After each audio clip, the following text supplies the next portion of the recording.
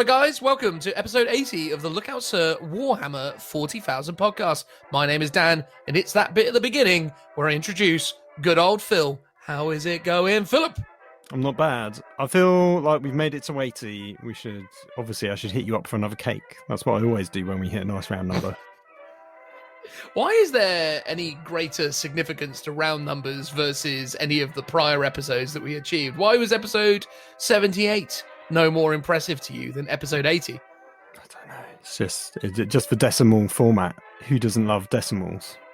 Do you find that with, volume controls on TVs? Like, do you find that you're not able to leave the volume of the TV on 17, for example, even though it's probably the perfect volume? You have to settle on 16 or 18 just for the sake of even numbers.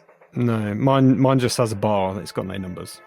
Oh, yeah, I forget you're functioning with like an old CRT from like the 1980s. No. It's a chunky flat screen, but it's not like a fancy LCD, or if it is, it's a really old one. Yeah. It's not a very fancy LCD. It's not quite, was it CRTs, yeah, which are really big. Oh, with you. Yeah. But so it's somewhere in between the CRT and the modern day kind of like flat screen. It's not like postage thin. Is it a plasma? Is it a plasma, Phil? Do you know what? Now you're asking questions that I don't know the answer to, so let's move on. That's so commonly the format of this show. And what is the format of this show today, Phil? What will we be talking about today? It's something quite exciting. It's not Drukhari for a change, thankfully. I know, right? Although, can I say, Phil, before you do it, I did actually play Drukhari in a real life game of 40k the other day. I know. I thought we were going to talk about that in the outro. Oh, we might talk about it in the outro. In fact, I will talk about that in the outro. There you go. Look at that, everyone. We can play games in our back gardens now, and so I did. And you can hear about that at the end. Spoilers, I played against Joseph Coles. What, you mean Pete? Who? Pete. Yeah. Oh, it's a reference to. Oh, you probably weren't even invited. I did. No, I showed it to you. There was a comment. I see what it is. There was a comment on Instagram talking about Pete, and I was like, yes, I think you mean Joe. Yes. But what you've done there, Phil, is throw out a joke that none of our listeners will be aware of until we finally get along to reading out that review. It wasn't even a review. It was just a really nice comment on Instagram. Oh, was that what it was? Yeah. Well, that was nice. Well, yeah, so it was Pete. There you go. Pete. Look, we gave that whole situation some context, much like you're going to do about the show right now, Phil. Exactly. I'm clutching a book in my hand. It's what we're going to read about. We did briefly mention it at the very end of the last show. It is Act 1, the Book of Rust. It is Warzone Charadon. And then if I open it up to the page in question, we're talking about the Oblis invasion campaign. Ooh, and the corresponding Crusade rules if we get time.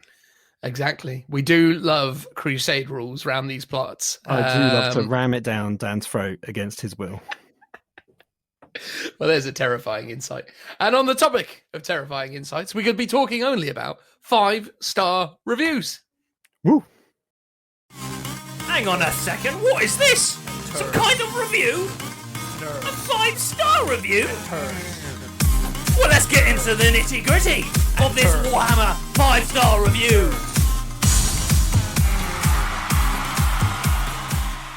So to break with the convention that has been Apple Podcasts of Great Britain, this week's 5-star review comes from none other than the pages of the Facebook. Most notably, our Lookout Sir fan page. It is called a fan page, isn't it, Phil? Or is it a business page? What is it? Again, you're asking me questions I don't know the answer to. I'm assuming it's just a page. Richie does our social media efforts, doesn't he? He's in charge of all that stuff. He's the one with the answers. He really doesn't. Does he not anymore? Have you taken over? Pretty much. It shows how little interest I show in it. I just look. I record. I edit. I put it out on the internet. All the supplementary things, all the ancillary bits and pieces. I leave that to your good self, Phil, and other, friendly volunteers, right? Yeah, when they feel like it, they'll do it. That's the problem with free labor. You can't, dangle some kind of currency over their head in exchange for goods. It's an absolute tragedy of a thing. I know. But, we have a 5-star review on our Facebook page, which is pretty exciting. And if you would like to be like Martin Fishing, you too could leave a 5-star review on our Facebook page. And much like those from Apple Podcasts of Great Britain, you could, at some point in the future, be called out over the internet via this segment of the show that definitely isn't done to, help nurture 5-star review style content and by extension increase our rankings within the overall podcast. Because we wouldn't do that, would we, Phil? Yeah, exactly. We would not dream of such things. So anyway, Martin Fishing, it's a relatively short 5-star review, but no less fantastic. An amazing show full of great banter and, Phil, and intelligent conversations about rules, tactics. It felt like there was supposed to be something extra there, but there's a full stop. I mean, do you feel like we have intelligent conversations about rules and tactics, Phil? I mean, he's being very generous, but I appreciate the sentiment. Exactly, right? A truly excellent listen. 5 stars. And he's used the little star symbols on the Facebooks to really hammer home the 5-star credentials of the show. So there you go. Martin Fishing. What a lovely human being for having left us a 5-star review. Thank you so much, Martin Fishing. And to elaborate on that whole, sentiment, here's Phil. Thank you very much, Martin. It was short, it was sweet, it was far too complimentary, and, no sense of sarcasm or irony whatsoever, which, we do like, but also appreciated that you didn't do. Exactly, right? I mean, it's one of those things where, as much as obviously it's nice just to get, unfiltered positivity, it doesn't quite give us as much to work with as when people are just a little bit mean, right? Well, I mean, I feel like it's probably an accurate review for someone who actually hasn't heard about our podcast and they're actually wanting to know if it is a good podcast to listen to, as opposed to all the other ones that sort of imply we ramble on, we don't know what we're talking about, I mean, some of that is true, but, this one is a good review to encourage new listeners. That is it. It doesn't sort of contradict the 5-star rating that's been given to it, right? It's kind of almost like those ratings would have otherwise been 4s had it not been for the implication that we wouldn't read them out if not for this 5-star review segment, I don't know. I think they're all 5s. They're all 5s. Podcast. We're a 5-star. Well, clearly, as is evident. Not in America, though. I think we're a 4.6 podcast in America. Oh, damn you Americans. I know, right? What are they like? Why don't they like us, Phil? Maybe it's the British accent. Maybe. We should talk about tournaments more. That seems to be what they're all about. I know, but we're not saying we're not complimentary, but we're not. I've confused myself now. We're not complimentary of ITC quite often. So maybe that's why the Americans dock us. What did you say, like 0.6? Yeah, exactly. They've robbed us of 0.4% of our 5, or not percent. They've robbed us of 0.4 of a star. They've left us with 4.6. Those monsters. But not like Martin. Martin's a good egg, and he has left us a lovely review, and we appreciate that. And again, if you would like to do the same, go to Facebook, go to wherever you can leave 5-star reviews and do the same. And at some point in the not too distant future, you'll hear us saying this about you, and you might feel warm and fuzzy about it, because I know I would. It would make me feel awfully special. So be like me and leave a 5-star review. Was that too shilly, Phil? I felt like I took it unhealthily far there. No, I think I mean, if you want to talk about unhealthily far, we're talking about what happened last week. But no, I think you did well. Are you referring to us plugging Paulie over and over again? No, it was more when Paulie went on about his show and you kind of called him out for being a bit too over the top on it. It was very uncomfortable, though, right? Like, it was like that thing where it's like, come on, Paulie, say who you are. And I was just expecting, hey, I'm Paulie. I'm also known as Sky Serpent. Real Space Raiders is a thing. Thank you, goodbye. And it was like, oh, God, it's been 2 minutes and he's still talking. Wait, he's got the professional banter down, but we're not professional bantery people. That's it. So. That's it. And obviously, it's very rude of someone of my ilk to throw shade at people for talking for too long, right? No, I know. I mean, I'm surprised you didn't have a go at him for stealing your screen time.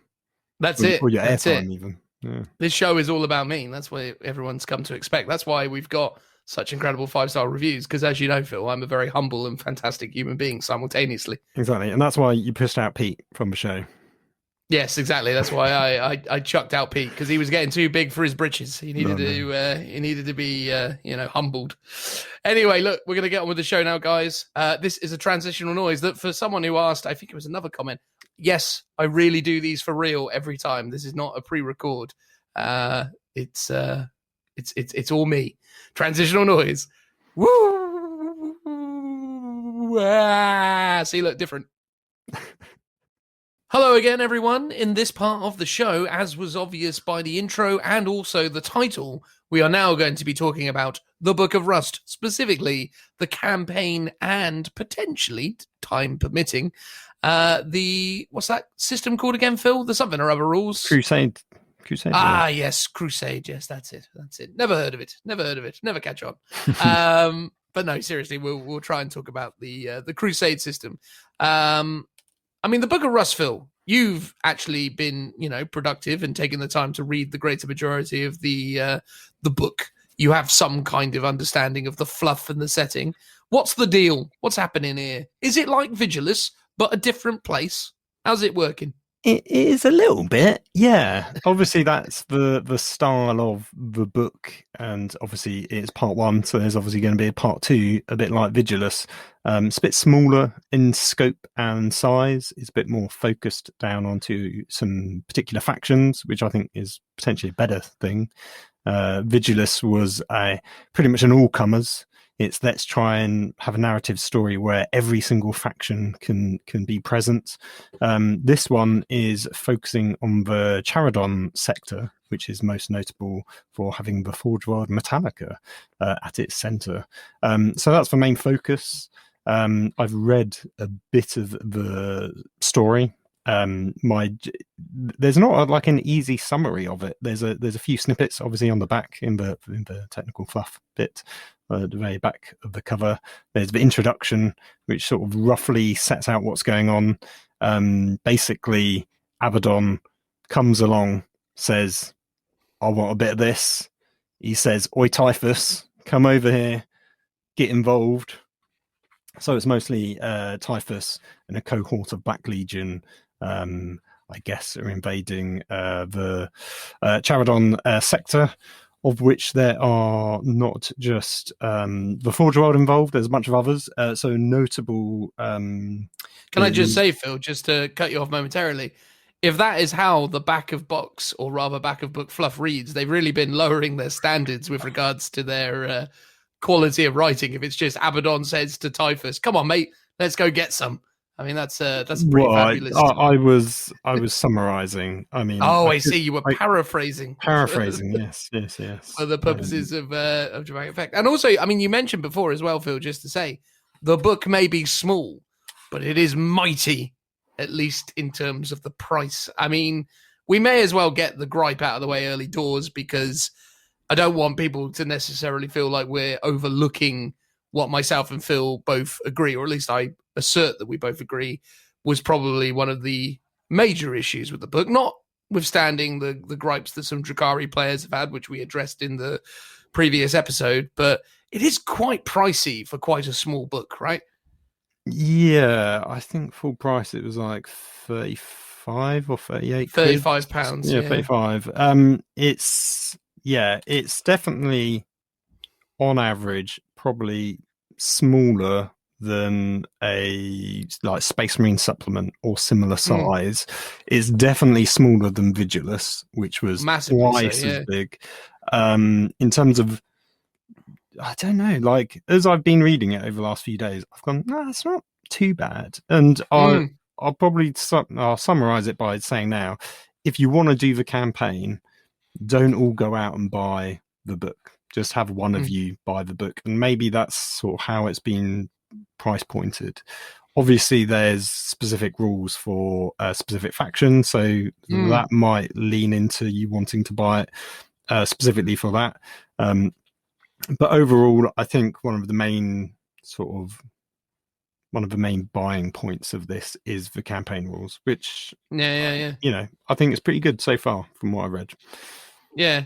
No, I think that's the thing, isn't it? Like, I mean, again, from what I've read of the campaign system, I actually find it a very interesting addition to the game, and I think it it's great when GW actually do come up with interesting campaign systems, noting that it's rare that people take full advantage of them, but it is cool to see. And I do like that content, and I do like the extra content that's added to factions. It does feel a bit overpriced at £35 just based on the volume of content or the volume of pages and all that stuff. I mean, perchance this reflects some kind of limited run type scenario that maybe it's under or whatever. I mean, again, I don't fully understand or know what the business rationale is behind it, but whatever the case, they got 2 sales out of you and me, right, Phil? So I suppose they can't have been doing everything wrong. Well, exactly, yeah. And I've seen another gripe I've seen people is people just generally saying, why are we getting a campaign book when all these codexes still need to come out? And do you know what? As someone who has none of these armies that are featured in the Armies of Renown, I'm actually really excited by this book. I really like Vigilus. I really like the concept of it. I like the excuse to kind of do something different other than the GT, mission pack.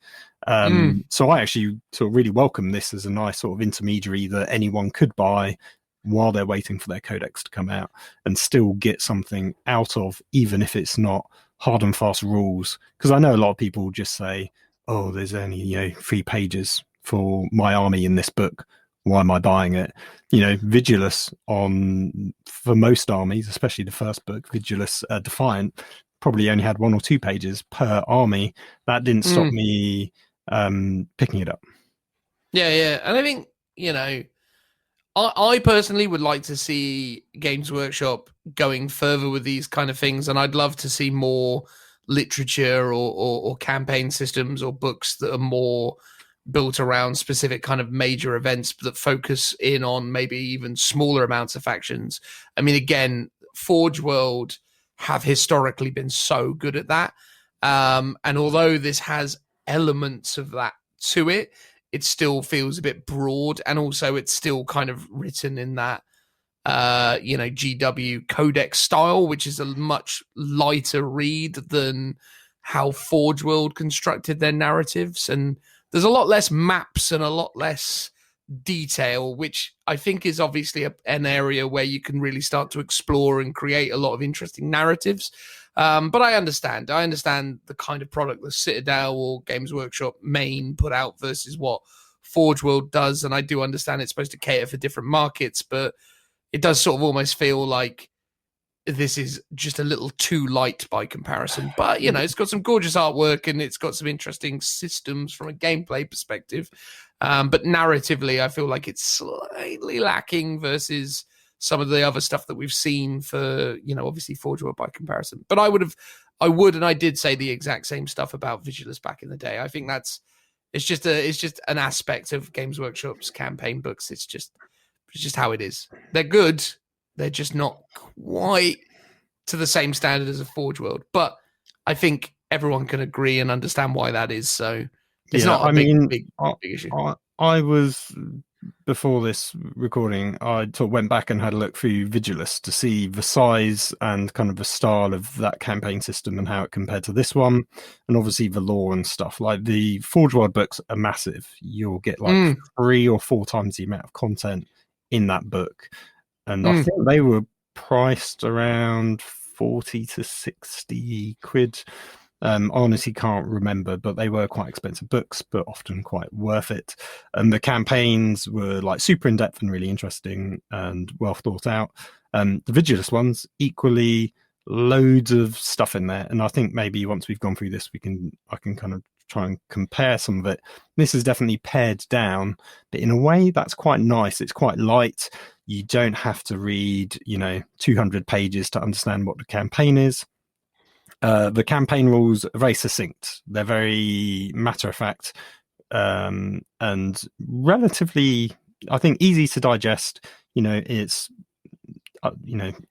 just over like 15 pages or thereabouts for the actual campaign rules, plus the Crusade stuff bolted on. I'll say here, there's also extra kind of campaign rules spread across the Flashpoint Charadon in the so far 3 White Dwarfs. I'm not sure if there's going to be more or if it's just those 3. So on one hand, you can argue that it's very light here, but there is more stuff that bolts into it. It also ties in with the upcoming kind of Nurgle Crusade mission pack that's coming out. It ties in quite nicely, but also you can run it separately, and also ties in with all the White Dwarf stuff. Part of me does wonder if the White Dwarf stuff was ever meant to be in this book and they just took it out, put it in White Dwarf for whatever reason, or if it was it's a nice like DLC content that's been bolted on. And obviously maybe this book was meant to come out a few months ago with the White Dwarf stuff coming out afterwards. Weirdly, the White Dwarf Charadon content came out beforehand, which I don't know if that was meant to be a build-up or not. I don't know. So it's interesting that there is more stuff for this sector to sort of play in if you want it.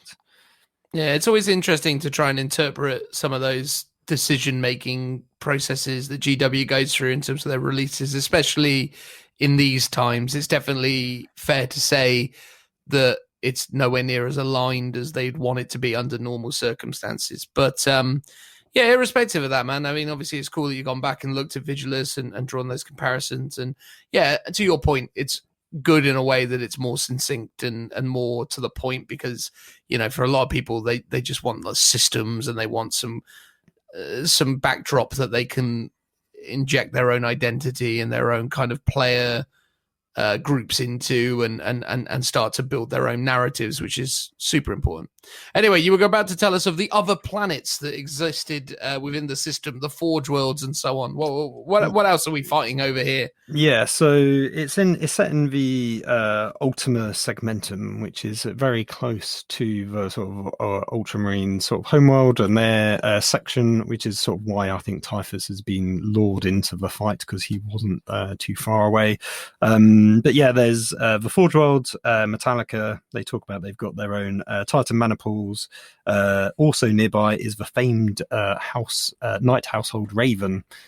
So they make a showing, and a part of there's like a codex supplement as part of the army rules, specifically for them. They mention, but you don't see, it's the Excruciators chapter of Space Marines. So I wouldn't be too surprised if in book 2 we get a kind of custom Space Marine chapter, just because they are heavily mentioned throughout the book as part of the lore and in the background.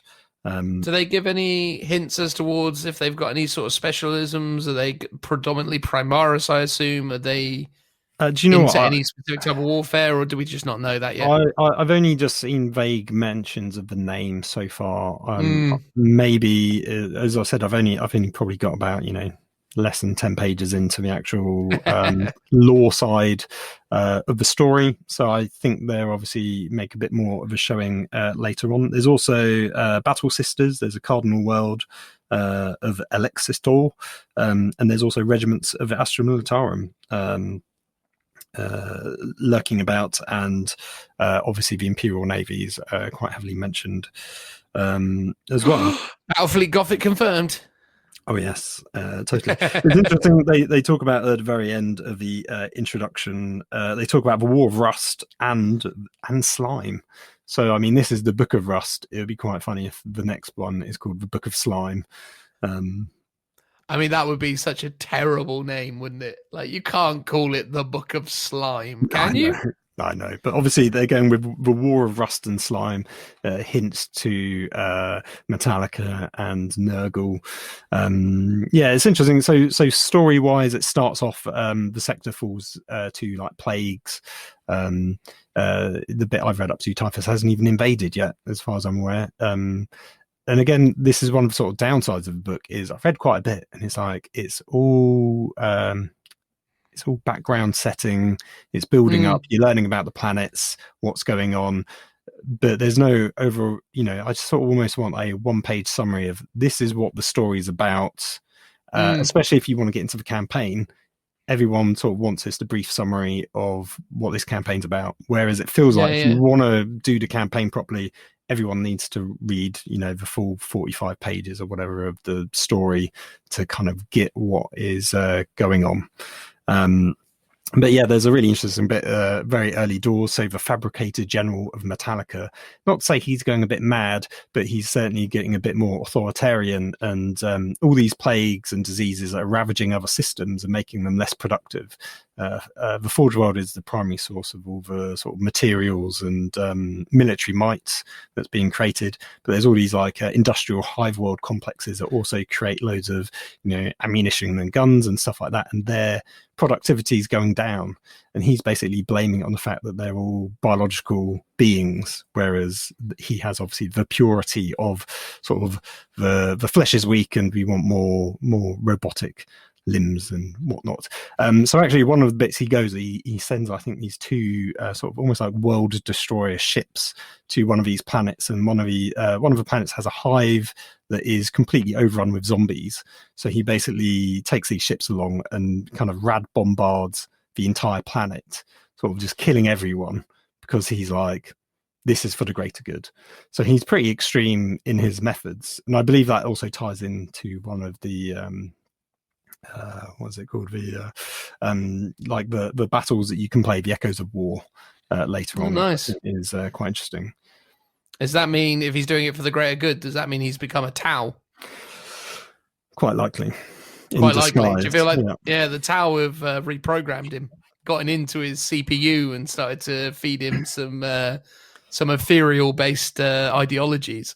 I was just thinking as well, when you were saying about the campaign of Rust and Slime, wouldn't it have been better if they'd gone with Rust and Rot? Wouldn't that have been like a bit more rhythmically? I suppose, I don't know. I suppose going Rust and Rot can create a bit, I don't know, it's a bit too similar, I guess. Yeah. Slime is what it is. There is a ton of actually quite cool maps. They're obviously all visually quite similar, but they're very nicely designed. So just flicking through them in terms of seeing the players that are taking part, you've got Death Guard, House Raven, Metallica, Chaos, in brackets, Other, Thousand Suns, Gene Stealer Cults. So I imagine they will make an appearance for the next book. Imperium, and in brackets, Other, Orc Pirates. Now they sound pretty cool. Drakari and Demios, which I have no idea what that is.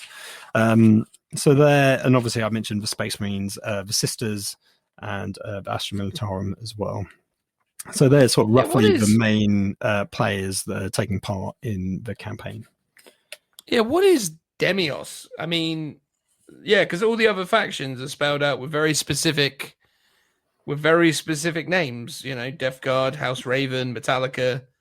What is a Demios? Oh, I'm not sure. Obviously, I'm sure you get Demios pattern Rhino. So I don't know.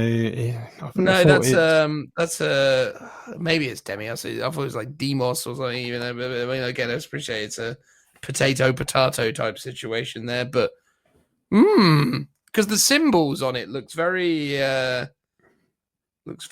kind of, well, it doesn't look Imperium, does it? It's a bit Aeldari, but I don't know. Yeah, I don't know what it is. Obviously, I need to keep reading, and then I can catch you guys up next week. Well, exactly. You've just thrown out quite an interesting little nugget of information, and obviously one of our listeners at least will be going, no, that's a this, and you should really be talking about that. And to you, we apologize. Yeah, exactly. Maybe you should do your own podcast. Perhaps you'll do a better job than we do. Almost certainly, I would say. But anyway, let's talk about the campaign system, shall we, Phil? So, what's the deal with this there campaign? Oh, you got more to say? No, I was just going to read the introduction to the campaign. So it says, when the invasion of Oblis and Lyrak began, those are the two subsectors in question, many factions answered the call and marched to war. Over the following pages, you will find a campaign system that allows you and your group of players to retell the events of Warzone Charadon story for yourself in an invasion of the Oblis subsector. Yeah, it's pretty enticing already, I have to say, just from my point of view. So it's broken down. There's an introduction just talking about what is a campaign, how do campaigns work, here's the sort of things that can go on. It talks about a campaign master. So it says, ideally, even if you're just doing it between 2 or 3 people, it's best that you have one person that's a designated games master.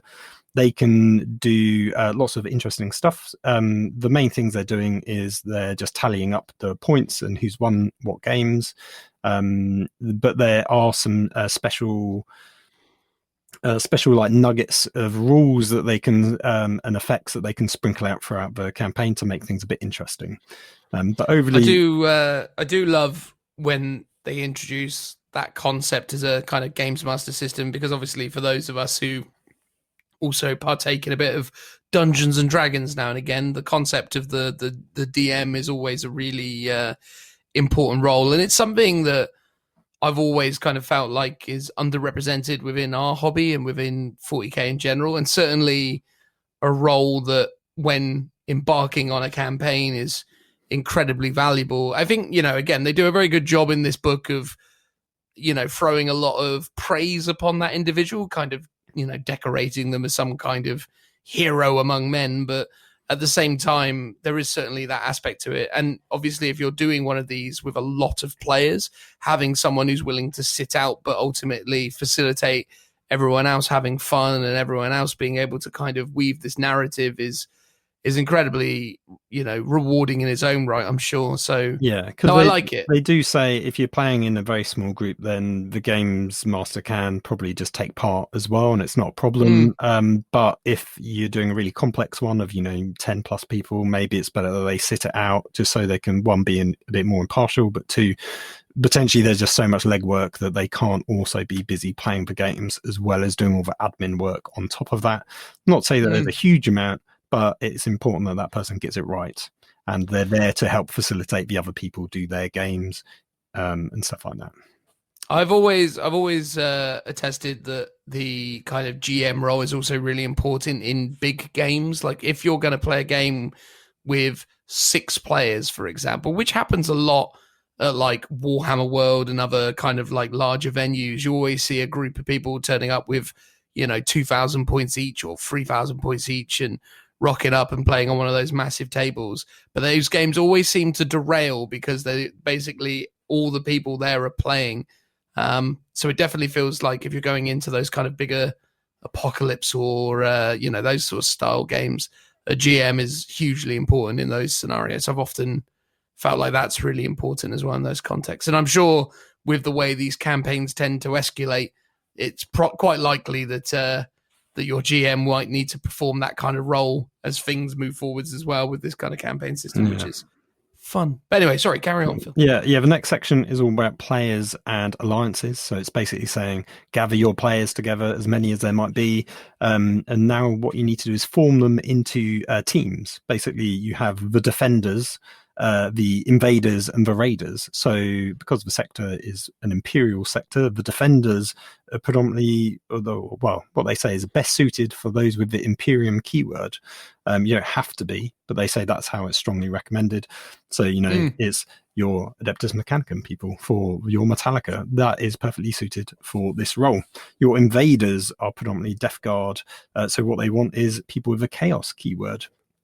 And then the people that fit into neither of those categories go into the Raiders category. So they're the sort of chancers that are picking on these planets that are weak and defended, or in the mix of these battles that are chipping in. So this is a really nice way of saying you have 2 core sides. You've got the attackers, the invaders, and the defenders. But if you are if you're not Chaos and you're not Imperium, because you're a Xenos player like an Orc or Drakari, you're well suited for being an invader, also a raider, that can still partake in this game. So it's a really nice thematic way of allowing everyone to play, but the focus is still on kind of Imperium and Chaos. So it's still got really decent narrative behind your campaign, which this is one thing that I think it does better than Vigilus. Vigilus was a bit of a free-for-all. Yes, it was Chaos versus Imperium to an extent, but there was also Orcs were on the planet before even the Chaos. There was Eldar, there was Drakari, there was sort of everyone there. So I think this is a nicer way of doing it. And also in terms of a campaign structure, if you've got lots of people divvying them up into these teams to make it a bit more of a team effort, is more exciting, because it's less about you just winning for yourself. You're actually winning for your side. And then they go into more detail. If you're going to have lots and lots of these groups, potentially you want to split them down into smaller sub-factions as well. A lot of the campaign rules, it's quite good. There's some rigid rules, as in this is the campaign system, and there's tons of like sprinkling of information to say, if you would like to do this, by all means do it. Here's some ideas of things that you could do if you so choose. the idea here, and they're very much clear about it, is it's a framework for you to go off and do your own thing if you want to. This is just a sort of basic toolbox to get you up and running, but you can do what you want with it once you've got that in place. Yeah, and that's somewhat personified with their kind of explanation in the breakout box about allies of convenience. The idea that even though they've put these structures in place around the notion that, Imperium and Chaos are specifically, raiders or attackers or, invaders and defenders, whatever it may be. But obviously, you as a GM, should you be one, or as players within these kind of campaigns, can add a lot of unique flavor and obviously form alliances based on people's collections, because not always are people going to then start to seek to build custom forces or whatever. You might have an overabundance of Chaos players or Xenos players. So in those instances, you're going to have to, skirt around the rules somewhat. Yeah, because right? ideally you want to have a balanced sort of set of your faction. So you don't want one team to have 20 players in and the others to have 5, for example. So the examples they give, one of them is Alpha Legion can do its own agenda and it becomes a raider instead. Or you've got a tech priest that's been tempted by the Dark Mechanicum and has joined the forces of Chaos. And then you've got the Azurani have decided to help the defenders for whatever purposes that might be. And again, it's sort of like up to you, the player or the campaign master, to come up with these justifications yourself. And I've sort of said it enough times, you can come up with anything and give it a spin to make it very lore friendly if you want it to.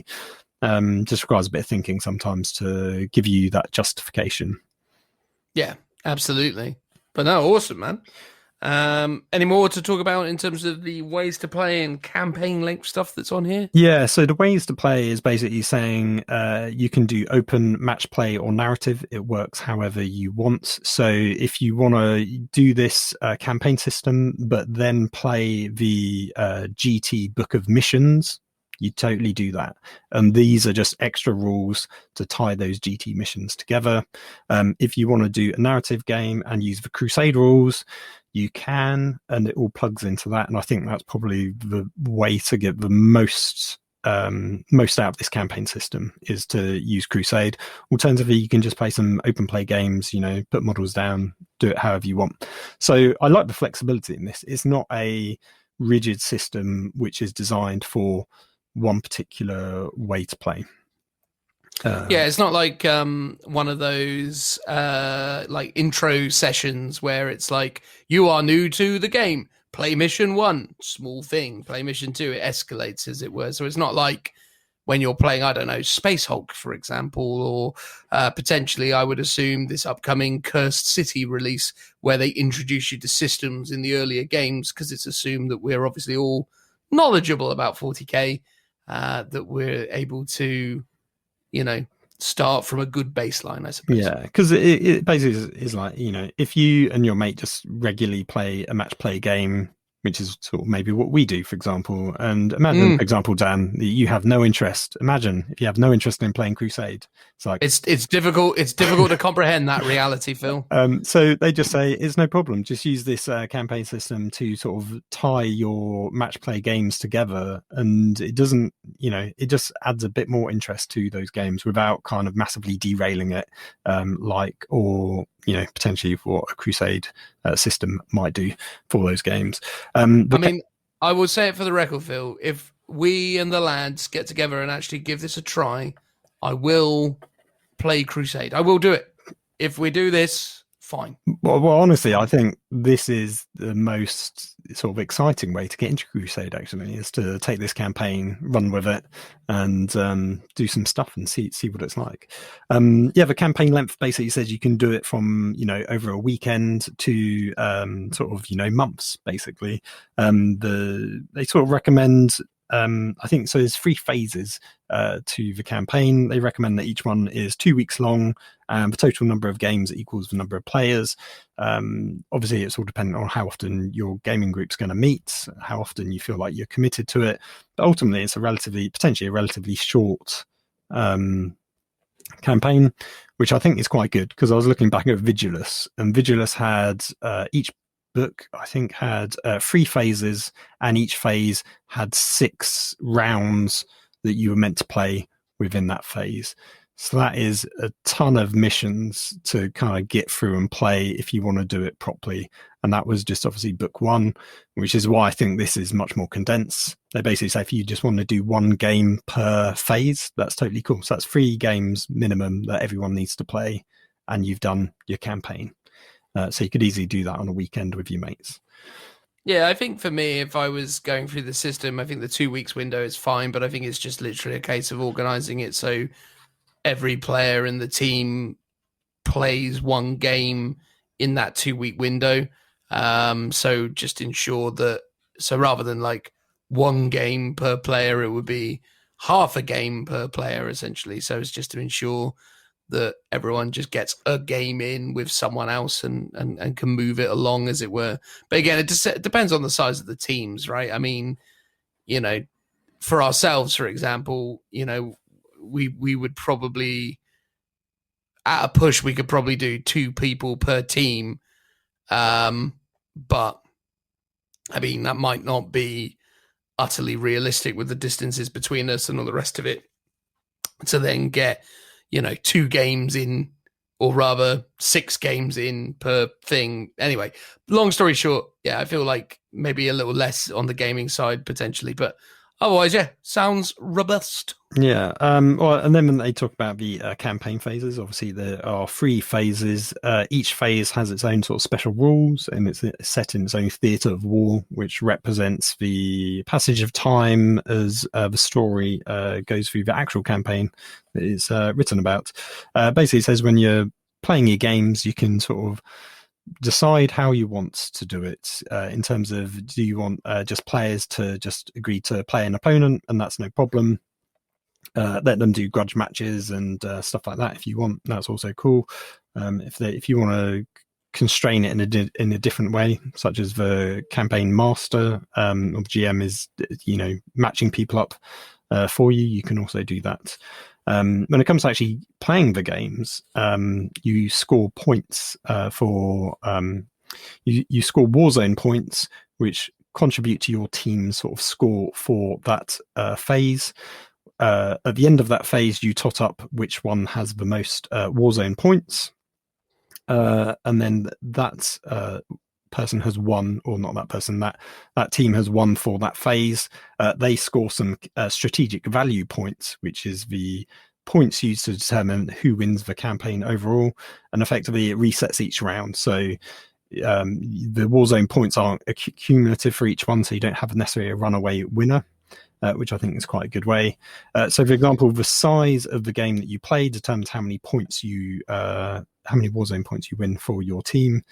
So, if you're doing combat patrol and you just participate in the game, you get 1 point. In fact, participating always scores you 1 point, whether you win or lose, and no matter what size of game it is. If you draw a game, for example, and you do combat patrol, you get 1 point. If you do incursion size, you get 2 points. If you get strike force, it goes 3, so it goes up. And likewise, if you win a game and you're doing combat patrol, you get 2 points. If you're doing incursion, you get 3 points. Strike force, which is standard 2,000 points, is 4 points. So you would get 4 points for winning, plus 1 for taking part. So you get 5 points for your team. Which is how that's scored. They talk about uneven alliances, so potentially if one team has way more players, maybe you want to give them some bonus points to make up for it, and stuff like that. And then they talk about winning the campaign. So in each phase, the winner, or the team that's won, scores some strategic value, which, as I said, is the points used for determining the overall campaign victory. So in phase 1, that team gets 1 point. Phase 2, they get 2 points, and phase 3, they get 3 points. And I was like, well, it seems a bit weird because it's weighted very much towards the last one. And the reason why, I think it's been done very clever, actually. It's just so you can't have a runaway victory. So if you win the first 2 phases, that scores you 3 points. So the other team still has an incentive to win the last phase, because then they would also get 3 points, and it would be a draw. Likewise, if you win the first one but lose the second one, then potentially someone else it's all to play for the third one. Mm. And that's assuming if you've just got the two invaders and defenders. Obviously you've got the raiders in there as well to mix things up a bit. So yeah, it's very low sort of scoring, but I think it sort of works out and is kind of nicely balanced. So if someone has won the first two, they haven't just outright won it. Yeah, and I don't mind low scoring, especially. I mean, that's been one of my consistent complaints of the 9th edition system is the bloat when it comes to the amount of points that are being thrown around. So yeah, low scores is fine. And actually, as you described it there, it actually sounds quite logical because I win round 1, but that gives my opponents a chance to kind of rally and seek to do better. And then obviously if I lose round 2, whoever won that will be ahead. And that will then incentivize me to play for the win. But then it also incentivizes, the player who won neither round to also go for the win. So yeah, it's not a bad system in that regard.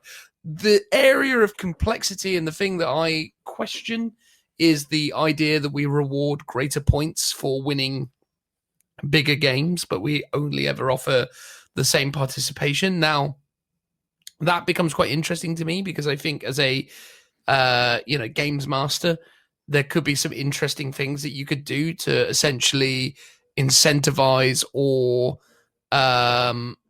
reward those players or kind of goad those players into playing those bigger games. So I think if you're not keeping on top of this and one team's just constantly like, oh yeah, let's play Onslaught, and gets a couple Onslaught wins, like no one else is going to catch them if all of their games were combat patrol. So I don't know whether or not you could create a system within the system as a custom thing where you are essentially offering out the opportunity to play those missions. So essentially like you can cap the potential top end points by saying to like the heads of these teams, okay, how do you want to break it down? So essentially be like, well, if there were, I don't know, let's say there's 3 people in each team, and you said to those guys that it's like, well, the maximum amount of points that you're allowed to get is 7 or whatever it is, or like we'll give you an up to 7 or an 8 value,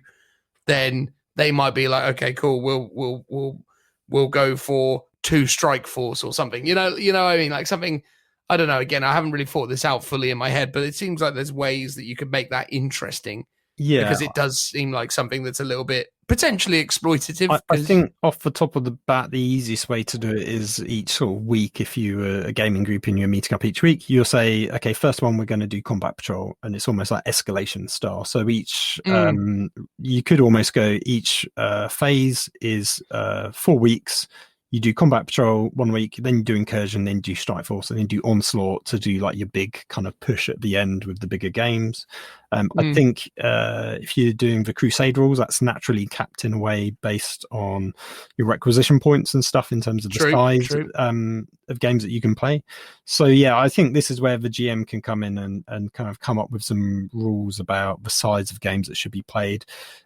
As you said, if you've got your 3 teams, if the raiders are constantly always saying, let's just do onslaught because we want to go big or go home, and then one of the other teams is being left out from that, then and for some reason they just all want to play combat patrol, then they're at a massive disadvantage. But then potentially they could be playing 2 or 3 more games because it's such a smaller game. So maybe that, as you say, if you kind of cap the amount that you can win per week, that might be one way of going about it. So you can do 5 let's say you do 3 combat patrols or 1 onslaught game. It's like the amount that you can win is almost the same. For me, I would just be like, we're all just playing incursion. Like I'd just be like, because incursion to me seems like the fairest one, because you get 1 if you lose but participated, you get 2 if you draw, which as we know in current games of 40k is quite rare, and you get 3 for winning a game. So it means that there's a decent incentive for victory, but there's also a potential to score middling kind of strong points. But if you just participate, you're not a million miles off the pace. And I think that's probably the way, because I think when you go to Strike Force and you start basically going 1 point for participating, 4 points for winning, it's like, oh, that starts to break away from the pack a bit more. So I quite like the idea, especially if you're going to play it over a weekend. Doing 10 or so games of Incursion over a weekend is much less of a painful process than doing 10 or so games of Strike Force, because 1,000 points is much easier to play than 2K. Oh, for sure. Yeah. Should we go on next to Phase 1, which is the theatre of war is effectively irradiated wasteland. That sounds exciting. It is. So it's basically either through years of atomic bombardment or through some catastrophic industrial event, this battlefield is now a radiated wasteland. Rud storms and ash wind are the only thing to pass through this place with any regularity. And it goes on. But I will. It goes on. It goes on. But it basically explains it ain't much nice and things are dead. Yes. That's sort of where it goes, yeah. So there's some interesting things. The first sort of special rule is battlefield twists, which if anyone plays the open war cards might remember what they are. So after determining the attacker and defender, the attacker rolls a d3 to determine which battlefield twist happens to take place for the duration of the battle. And number 1 is a rad zone. So each time you target someone, unless all those models are within area terrain, subtract 1 from their toughness characteristic. So it's quite a meaty benefit or disadvantage. That's pretty big, yeah. Number 2 is Ash Winds. So at the start of each battle round, the player who first took the turn rolls a d6, adding 1 for each result for each consecutively preceding battle round where there were no gusts of Ash Wind, which is a special rule which we're just about to get to. Basically, on a 4+ at the end of the current battlefield, there is a gush of ash winds. Randomly determine one battlefield edge to be the direction that the winds are gushing towards.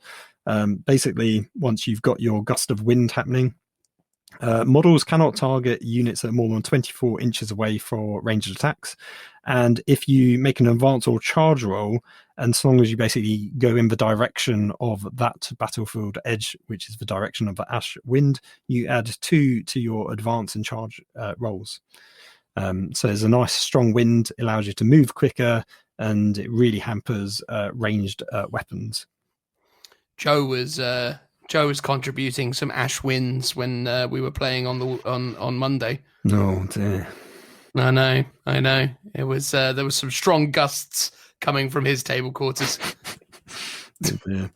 And then the last one is Long March, which is basically to say that you're all weary from traveling across the deserts. So to represent that, your units cannot advance at all, which is super penalizing for my army because I used the White Skull rules. Also, each time a charge roll is made for that unit, if you roll a double, the charge automatically fails, and models cannot use any rules that ignore wounds. I mean, that's massive, isn't it? I mean, that completely changes the makeup of a lot of armies. So the fact that you can't advance is humongous, but the fact that if you just happen to roll a 5/5 or a 4/4, your charge fails, even though you're maybe like 1.5 inches away from getting in. It's they're very thematic, which is, but the quite often with these, and especially even with the Vigilus ones, is they're very sort of swingy, and depending on the makeup of your army, you might get heavily penalized or you might get a sort of massive bonus to your army, and you never really know which one you're going to get. So yeah, I'm always of two minds, because on one hand it's really cool, on the other hand you might just start off the game going, oh dear, I've just done this one, my army's built around advancing and charging, and I can't do that in this game. Great. Yeah, it is one of those mechanics that does add a bit of like negative fun, right? Yeah, all of a sudden things are happening to you that are having an adverse effect on your army, and it can definitely take away from your enjoyment of the game. And obviously that's why Games Workshop doesn't make a habit of including these kind of rules, not like, say, in Age of Sigmar, where for the longest time it was intended that you would be, participating in different realms of battle. The realm of fire would do this to such and such, and so on and so forth. In fact, that may still be the expected norm in Age of Sigmar, such as it is, because I haven't gotten around to playing it in a very long time. But yeah, I mean, they're all fine. They're all fun. I just think, it's one of those things that I think if you're playing against someone in this context and they're looking at you going, mate, like, this is not going to be fun for me, I think you've obviously got to try and, be mindful of that experience for the opponent and not just be like, I'm going to win easy. You know what I mean? Yeah. Like, you got to be like, maybe we shouldn't use this on this occasion. But I think it's also sort of swings and roundabouts. Like, you might get stuffed in one battle round, but your next game you might be stuffing your opponent with the special rules. So who knows? Who the look of on your face when I'm talking about stuffing someone. Well, exactly. When you were talking about stuffing your opponent, I was a little bit like, well, that escalated quickly. Right, that's a very different game to what I'm used to. And then a blast from the past, which we talked about on a recent episode. Mysterious objective markers make a return. Oh, baby! And you know what? These are actually pretty good. I'm not going to lie. Do they give you Skyfire? Unfortunately, not. And in fact, they're way better. Way better than Skyfire. My gosh. Yes. So the start of the first battle round, if you include objective markers, you basically take turns selecting your objective markers. It says, if possible, a player must select an objective marker that is not in either player's deployment zones. Because you each select a different objective marker. So you only do 2 that are mysterious objectives, so it's not affecting every single objective marker. So predominantly they're going to be the ones in the middle of the board and not the ones in your deployment zone, but potentially depending on maps that might not be possible. So what happens is each time a unit from your army performs a following action, roll a d3 to determine what the mystery objective is. So to even get to the mystery objective in the old games of old, it would just be, once you've reached it, you find out what it is. Now you have to do an action called investigate objective, which one infantry unit can do. Basically, you say that you're going to investigate it. At the start of your next round, it's been completed, and you find out what that objective marker is. You roll a d3 to determine what it is. The first one is shield system. Until the end of the battle, each time a ranged attack is allocated to a model within range of this mysterious objective marker, add 1 to the armor saving throw made against that attack. Ooh. Pretty good. Is that in addition to any other cover saves, I would assume? Yeah, so this is armor saving throw. So if you somehow get an extra +1 to your save, it should be cumulative. Yeah, it should be cumulative, right? That would be how I would have intended it had I written it. Yeah. Number 2 is abandoned supplies. You get D3 command points. Well, that is bonkers. That's nice. D3 command points. D3 command points. Yeah, pretty cool. Nice and simple. Well, that's very cool. That's very cool. Number 3 is Lost Tech. It's got a very interesting bit of fluff. Basically, ancient spider-like devices attach themselves to the power cells of the first weapons they find. Instead of draining the cells, they infuse them with deadly entropic power. So when this effect is determined, select 1 unit from your army within range of the mysterious objective marker. Then select 1 weapon profile in that unit that the model is equipped with. Until the end of the battle, each time a model in that unit makes an attack roll, add 1 to the attacker's wound roll. So you find that objective, you select a unit in range of that objective, then you select a weapon profile that that unit has, and when you fire that gun or use that attack, because it might be, it doesn't have to be a ranged weapon, you get +1 to your wound roll. Only for a model, though. Not every model in that unit. A single model gets it, not all of them. No, select 1 unit from your army within range, then select 1 weapon profile models in that unit are equipped with.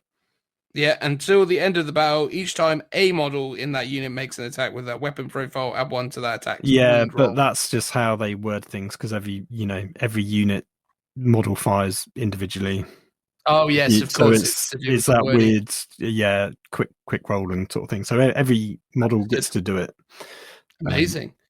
Who would have thought that spiders crawling all over you would, result in so much power? Yeah, exactly. Maybe you should welcome them, crawling into your mouth at night. I know. So that is yes, lovely, tasty. Lovely.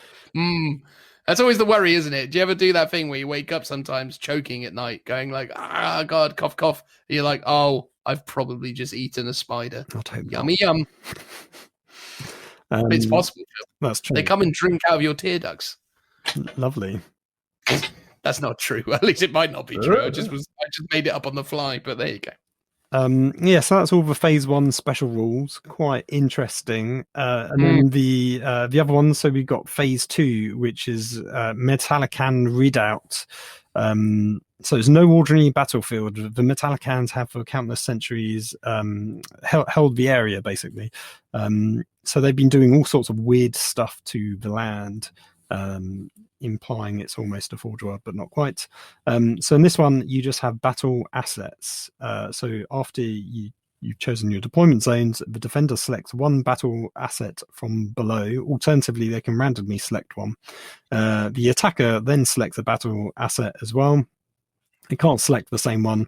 Alternatively, he can also roll as well. So the first one is repulsion. Would you roll or would you pick, given the nature of the campaign system? I think, in a way, if you both do an agreement to roll, that's the way to do it. I think just to keep things random. It does feel like with the campaign system that you should embrace the randomness of it all, right? Yeah, for sure. If you're trying to maybe tell a bit more of a narrative story and you've got a particular mission in mind, so then maybe picking certain things might make more sense for the mission that you're doing. And obviously, because these are just stuff that you layer on top of the missions, they can be any mission, and it's very broad in the way that you can construct this campaign in terms of the missions that you're using. There aren't actually any specific missions in here, with the exception of the Echoes of War that we'll get to later. Even if they're even actually called Echoes of War, no, they're called legendary missions. Okay. Which we can get to, and there's only 3 of them. So that's one thing this book seems to lack, is particular missions, but then, it's done in that way because there's tons of ways that you can play it. So they're not hemming you into, match play missions, narrative crusade missions, for example. So you've got to go off and find them yourself and tie them into your campaign however you want.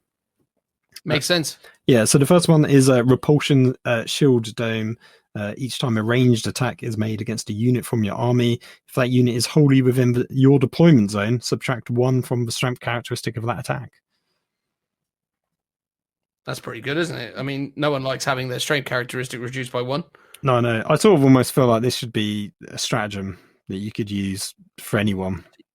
Yeah, you think it's more stratagem worthy? Well, no, just in terms of like everyone complains about turn 1 being shot at. If you can be like, cool, turn 1, all your guns are -1 strength. I think that'd be... Yeah, but, well, it depends, doesn't it? Because these days you can never get any shots off turn 1 anyway, because everyone's using crazy amounts of cover that you can't see through, but can phase shift through, because that's sensible.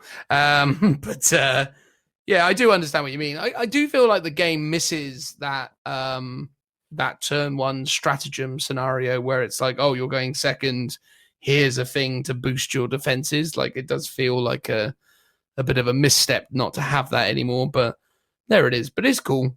I may as well say the second one, shall I? Yeah, the alternating things. Yeah. I'll say Gravwave shock mines. The battle lines and no man's lands alike have been bombarded by shock mines. Ooh. Enemy units treat all obstacles and area terrain features that are not wholly within their own deployment zone as having the difficult ground trait. See the Warhammer 40,000 core rulebook. The difficult ground trait being that it is -2 to your advances and charges. So if you are trying to travel through that terrain at an increased pace, you will not be able to do so quite as efficiently as you did before. So there you go. The next one is noospheric data uplink. So basically, the air sings with the rich noospheric data streams, obviously, of the Adeptus Mechanicus. You basically add 3 inches to the range of aura abilities for models in your army to a maximum of 12 inches. And in your command phase, roll a d6 each time you spend a command point. On a 6, it's refunded. That's really good. Is this, you imagine, like one of those weird, I can't even remember what they're called now, the instruments where, people like wobble their hands around and it disrupts the air and theremin? Theremin, that's it. The old woo thing, like a transitional noise even. Yeah. Or at least when I do it. I imagine it's exactly that. Or it's the sound of a really old dial-up modem ringing in your ears. Oh, that would be blissful. I miss the old tune of the dial-up modem. Oh, no. Yeah. Do you want to do the next one, the rapid engagement? I will. The rapid engagements. This battlefield sits in the center of massive Adeptus Mechanicus transit hub. So, yes, you can reroll charge rolls for units in your army. I mean, that's pretty massive. And add 1 to charge rolls made for units in your army. I mean, that's also massive. So you have the ability to reroll your charges and you can add 1 to them. Pretty cool. I sort of feel like this is a good example where you might want to pick, not because you want to game it, because you might have a battlefield with actual roads, or if you're doing the kind of classic Realm of Battle boards, not the classic ones, but the city style ones where you might go, because all of these roads, we want to pick the rapid engagement rule. I think that. Though it is strange that they haven't clarified that you get it when you're on a road. It's just everywhere. Get it. Yeah, it's just everywhere. That's the sort of downside of this is, and I can mention it more later on, but obviously because they don't talk about the missions, because the missions aren't tied to these, so they're not giving you any direction in terms of how you should lay out your boards or your sort of scenery. Like they give you a bit of flavor text at the beginning of each of the phases. And then it's kind of up to you how you want to build your missions, which in a way sort of makes sense because you're not hemming people into a particular route based on you must collect Sector Mechanicum terrain to play this game, which is what Vigilus did actually. I was looking back through it and there's some like Warzone bits and they give you the option of creating the terrain on a table via rolling dice in each quarter to see what kind of terrain you need, which basically means you've got to have a huge collection of all the different sorts of terrain, like even the tectonic frag drill and stuff that you can put down on particular parts of the board. Very, very cool and thematic, but like I wonder how many people actually use those because you just don't have them. Not even I have all of that terrain. Yeah. Or at least I don't have the whatever you said drill. I think I've got everything else. Drill, yeah. So I think I mean, if you had some roads and you go, let's just give you the charge rolls on those roads, I'd be like, cool.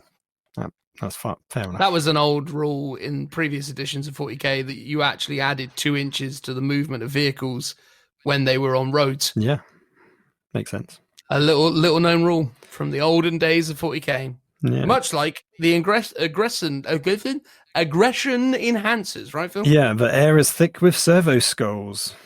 Isn't that nice? My favourite thing, servo skulls. Could you imagine breathing in servo skulls? That'd be very weird, wouldn't it? Yeah, start clicking them. Each time they're all just like slamming into your gob, like I imagine they're like sort of midgies, just sort of buzzing around and getting really annoying. All right. Yeah. So don't drive with the roof down. No, exactly. Each time a model in your army makes a melee attack, if the unit made a charge move this turn, you can reroll a hit roll.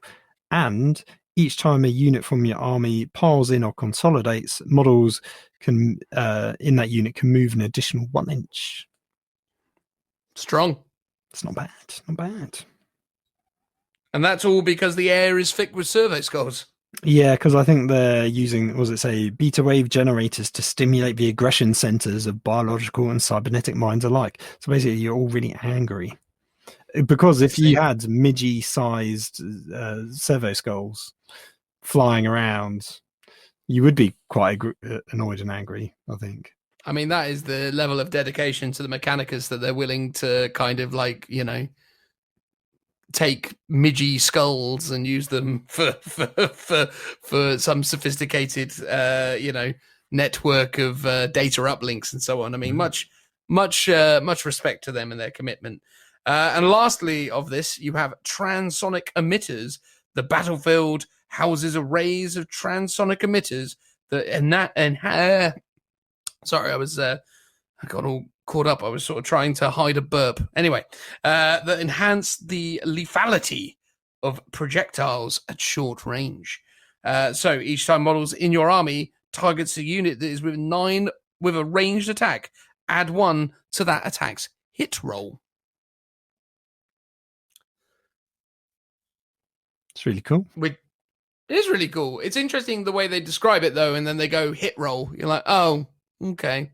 You would have thought it would have been wound roll, but I guess they've already given options in previous entries that do that sort of thing. Well, it's just making, yes, because it does talk about it makes it more lethal, but really it's making it more accurate. I suppose accuracy is, in a way, lethal because, it doesn't matter how impactful something is if it misses you. Yeah, no, that's true. There you go. What about day free, Phil? Well, not necessarily day free. Phase free could be months. Phase free could be is months, weeks, years. Exactly. Ascendancy of entropy. So this is all about Nurgle coming to the forefront, corrupting things. So you have a battlefield twist. I'll have to read it all out because it is confusing. So at the start of the effects of the slime. Yes, it is. At the start of each battle round, the player who is taking the first turn rolls 3 d6, not 1, not 2, but 3. If the result, once, not twice, but thrice. I know. If the result happens to be a 7, the player taking the second turn this battle round then rolls a d6, and the result determines which battlefield twist will apply for the remainder of the battle, of which there are 6, which I'll read out later, or we can take turns, of course. If the result includes any doubles, the battlefield twist that corresponds to that double for the remainder of the battle. So, for example, if you roll 3d6, you get a double 1 and a 4, then obviously result number 1, which is despair, takes effect. If the result is a triple, so 333, 555, then all the odd numbered battlefield twists apply for the remainder of the battlefield. So you can have multiple twists taking part all at once. And the last one is if the result is basically even. So, sorry, that one was the result if it was 111, 3, or 5. So if it was an odd. Then all the odd battlefield twists take effect. And then if you get triple evens, 2s, 4s, 6s, then all the even numbers take effect. And then it also says duplicate battlefield twists have no additional effect. So you have the ascendancy of entropy battlefield twists. The first one is despair. The winds howl with the sound of the sick and the dying. Units always count as being below half strength.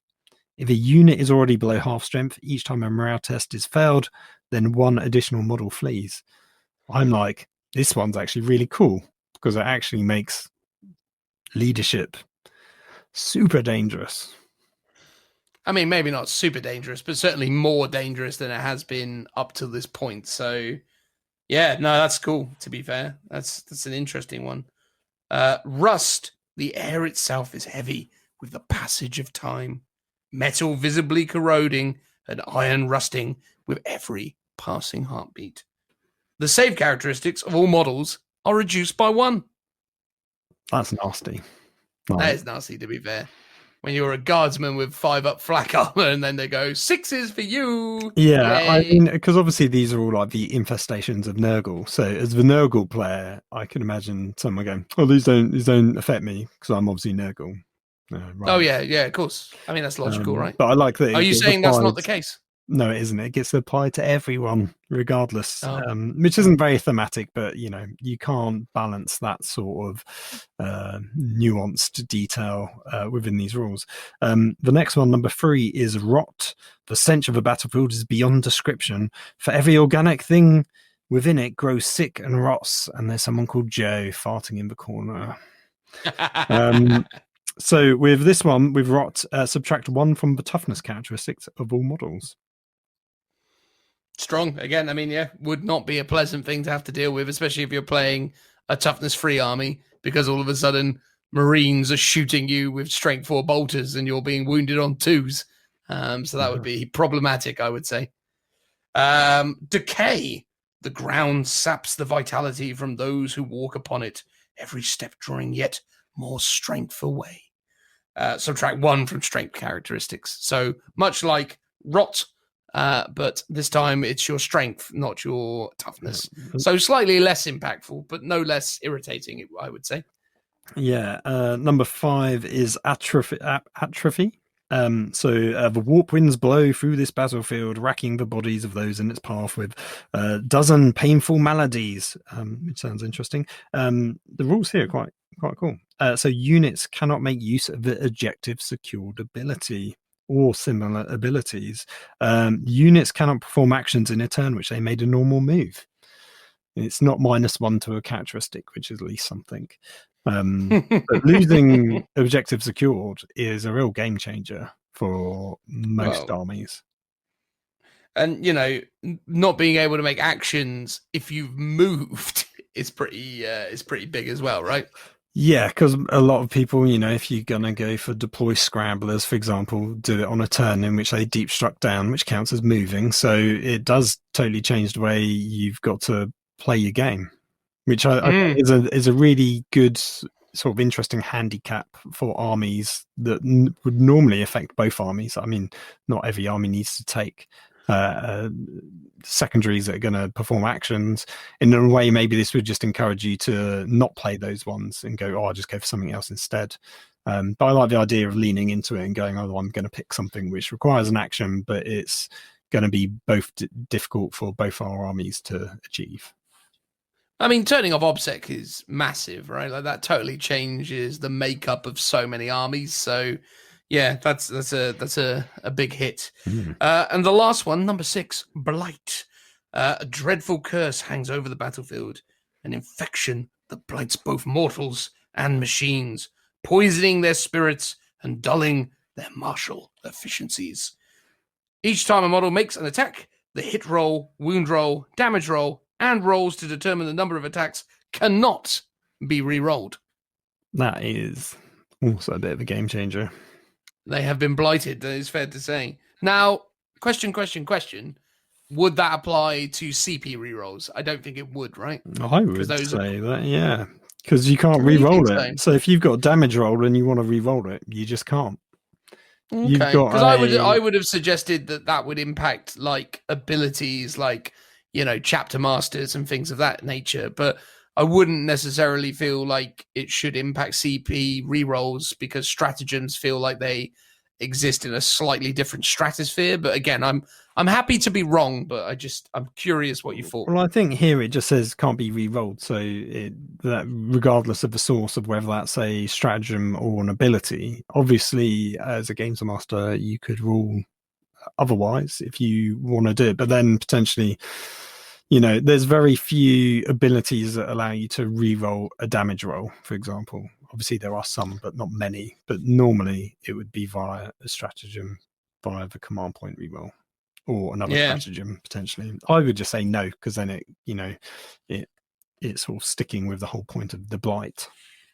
Yeah, no, totally agree. I mean, so a bit of a faff from the outset with the way that you determine what you're going to be getting, but interesting in so much as how those actually interact and what that does in game. And, obviously there were 3 different phases there. I mean, what do you feel about these kind of rules overall? Do you think that this will add some much needed flavor to things? Do you feel like it's something that is a bit unnecessary, or are you quite excited about this? I'm just curious what you think of those as a set of add-on rules. I think my favorite is the phase 1 ones with the mysterious objectives and the battlefield twists. I think that's nice and interesting. I like that they're not all repetitive, so it's not each one is a battlefield twist plus a mysterious objective. The second one is just called battle assets and it works in a completely different way. And even the battlefield twists on the last one, which is sort of weirdly confusing in terms of how you create those battlefield twists, but beyond that I think it's quite an interesting rule mechanic. I think it's a nice layer onto your missions without it getting too complex. It's like 1 or 2 rules that you have to remember that affect the whole game predominantly.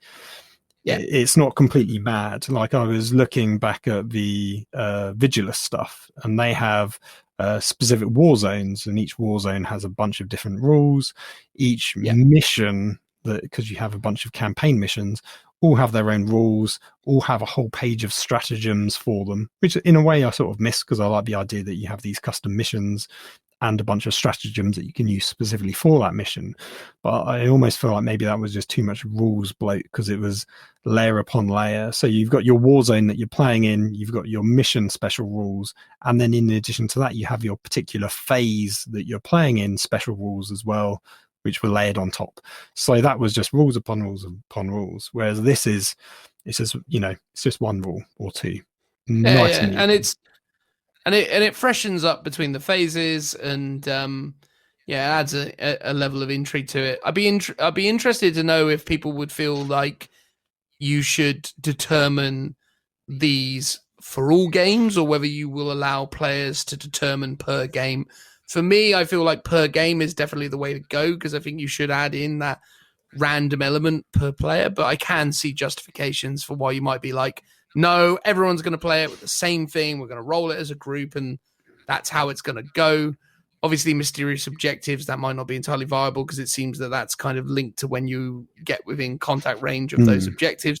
So that does feel like in those instances. But in other cases, much like the final one, the different twists, as it were, it could be interesting to do it as everyone has the same stipulations. Because again, it kind of, I don't know, when phase 3 is worth the overall tournament, like, winning phase 3 will often or not win you the whole thing. It does feel like that might be a fairer way of approaching it, but who knows? Maybe I like each phase feels like a very sort of distinct passage of time, because it's got its own sort of set of rules.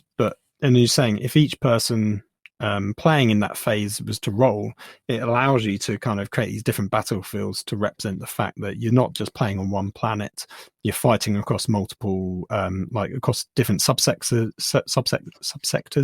So you're playing on different planets. So yes, you might all be playing on an irradiated rad zone in the first phase, but each one's got a different sort of style or theme to that planet. So it allows you to feel like you're fighting across a much larger campaign, as opposed to if you were to all play the same, it sort of feels like you're playing in the same battle zone on the same planet, which maybe you do want, but it gives it a much smaller scope for your campaign. No, I totally agree. So you said at the start, Phil, about the campaign master and them having sort of special nuanced abilities or things that they can add in. And I believe that's what this section gets into, right? Yeah, so the next section is all about the campaign master's edicts. So these are his special rules and tools that he can sprinkle throughout the campaign to make it a bit more fun and interesting. The first one is legendary missions, of which I mentioned there are 3. If I remember correctly, there is 1 for each phase of the campaign. So there's only one per phase, and you can sort of do them at any size. Obviously, you can do them for match play, or you can do them for crusade forces if you want. If you do use match play, you can use the normal secondary objectives on top of it, and if you do crusade, you can use the normal agendas on top of it as well. It's predominantly for sort of legendary. So it's for strike force and onslaught size missions, so 2,000 points and above. They say with a bit of tweaking, you can make it work for combat patrol and incursion size if that's what you want to do. Basically, it says determine however you want to dish these missions out. If you want every single person to play the same mission, so for example over one day, you could do it that way. Or if you want to maybe reward the people to play these missions, so maybe if there's a nominated leader of each of the 3, then maybe you want those plus maybe someone else to take part in these missions, or potentially the person that's got the most sort of not victory points but the most campaign points so far, maybe that's how you want to determine it, as a reward for that person. Or maybe some other slightly more narrative method might be more suitable, because these are they're a bit like Echoes of War in terms of they they take a particular story from the lore and a particular battle, and effectively you're reenacting it. You're reenacting that key point. So potentially you want the armies that were in the original one, for example. But I like how they sort of just say, do what you want. Like, here's some suggestions, but there's no hard and fast rules. You, as the campaign master, have the ability to decide who gets to play or how they get to play these missions. Absolutely. And we may as well talk through some of these missions. So the Phase 1 legendary mission is called Rout on Okaharium. I don't know if that's how you pronounce it, but that's how I've chosen to do so. Do you feel like it has a more specific, cadence than Okaharium, as I just sort of said there? Yeah, Okarium, I think, is... Oh, you go with Okarium, not Okaharium. Yeah, it could be Okarium, or it could be Okaharium, for all we know. Okaharium, yeah, absolutely. Or, I don't know, let's not be around to that one any more than is necessary. So... this mission is inspired by the massacre of the Imperial forces on Hiram, page 12 to 13 of the book, apparently. If the players wish to reenact the historical accuracy of this battle, then players from the defending alliance is most suitable to be the defender in this mission. However, players should feel free to assign attackers and defenders as they feel appropriate. The mission has been designed to reflect a fighting retreat by a force of limited mobility as they come under fire from determined attackers. Therefore, when mustering armies, it is thematically appropriate for the defenders to select few, if any, units that have a move characteristic of more than 12. There you go. So the idea is you're trying to run away, but you're not too quick. Interesting premise, right? Yeah, it's and as I mentioned, it works either way. So obviously it's meant to be the Imperials in retreat, but if for some reason you want to go, it's the Chaos in retreat on this planet they've just conquered, you could make it work for that, or for the Raiders, for example. So I like that they go, here's the suggestion, but again, do what you want with it. Whatever is thematically appropriate. There's a bunch of mission special rules, which I guess we can go for. There's forces in retreat. The defender can't put any units into strategic reserve. Aircrafts and any unit of start of battle in a location other than on the battlefield cannot score victory points for the defender, and they go excluding Gene Stealer Cult using the sort of cult ambush rules at the start of a battle. And basically, you've got a fallback special rule. The defender's models cannot be set up or finish a move within 6 inches of the attacker's battlefield edge, which is an interesting one. So the way the map works, I think it might make sense to talk about this. So one half of the battlefield, so the right-hand side, it's... is it hammer and anvil? No, it's... it's kind of hammer and anvil. Well, it's not. It's no deployment that we've ever seen before. It's long ways with two thin slivers that essentially denote the attacker and defender. But if you imagine a horizontal board, the left-hand side is the attacker's battlefield edge, and then the right-hand side from the center is the defender's battlefield edge. The defender sets up slightly to the left of the center, 12 inches to the left of the center of the battlefield, and they have to basically make their way to the right hand side, which is the defender's battlefield edge. So they've got to retreat across half the battlefield to get to their edge, which is how they score their objectives. 9 inches away from them, just 9 inches, is the attacker's deployment zone to the left hand side, which goes all the way to the edge of that battlefield, regardless of the size that you're playing. You've got some interesting... And I suppose typically that would mean that the distance that you have to traverse is about 30 inches, right? If you're playing on the standard 60 by 44 board that people say is the way to play 40k these days. Yeah, so I think on average, or if you're even doing full size, I think it's probably 4 turns if you're moving 6 inches a turn. Obviously, that's not including advances. But yeah, it's going to take you quite a few turns to get to the defender's battlefield edge for you to start scoring your objectives. That would be 5 turns, wouldn't it, at 30 inches? Oh, quite likely. Yeah, maths. Absolutely. Maths. Yeah, there it is. But that's interesting, I suppose. I think the logic that you actually bring some themed forces that show this off in a really appropriate fashion is definitely cool. Like the idea that you've got, your fleeing guardsman or mechanicus or whatever it might be. Feels a little bit inappropriate that it would be a Space Marines force. Feels extra inappropriate for it to be a Gene Stealer cult force, as they've referenced there. The idea of the ambush being set up to then start legging it off the board seems a bit counterintuitive. Well, I think you can, narratively, you can justify anything. So it could be the Space Marines are falling back to sort of defend a different position, for example, because the one that they've taken just isn't sustainable.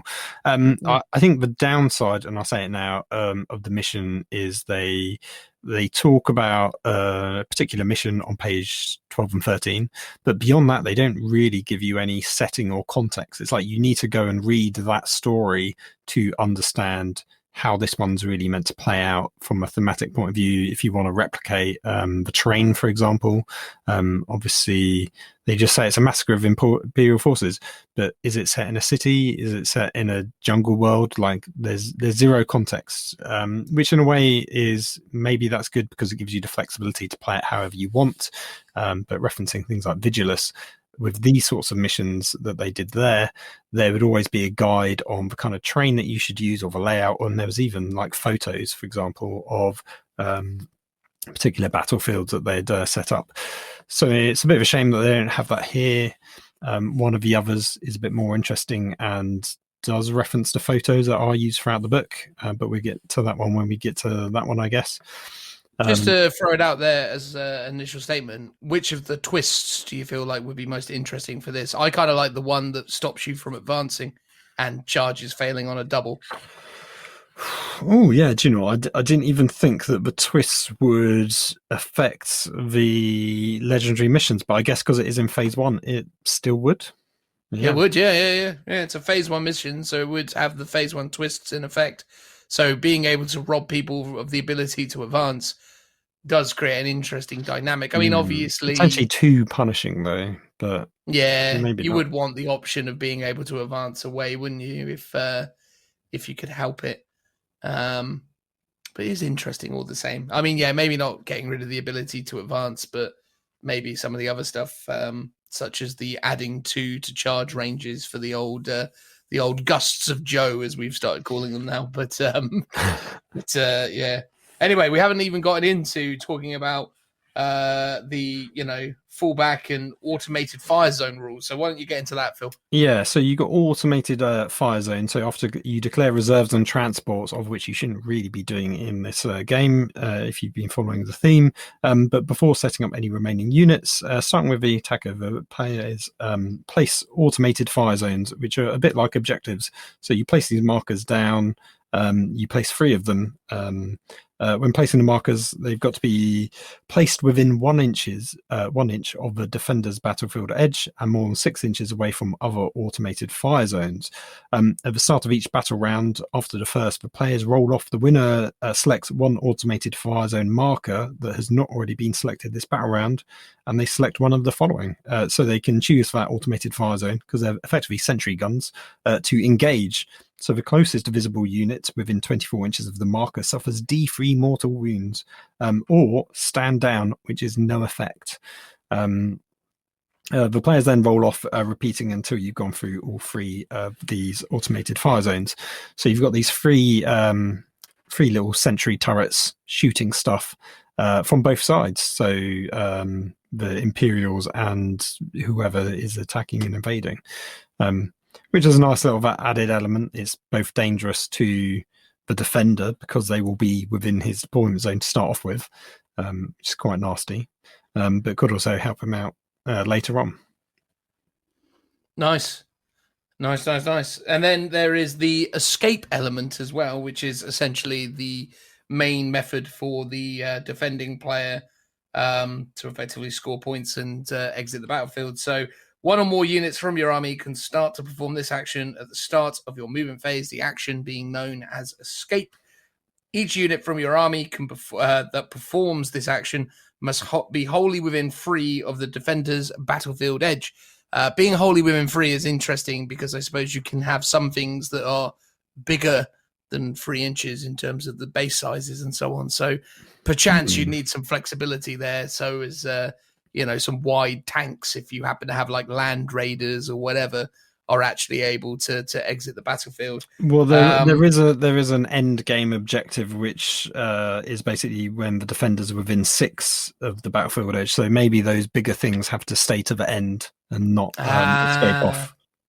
They have to cover the retreat, I suppose. But yeah, the action is completed at the end of your moving phase. If this action is completed, that unit is removed from the battlefield, but that unit does not count as having been destroyed for any rules purposes. So there you go. So basically get towards the edge and then perform this action.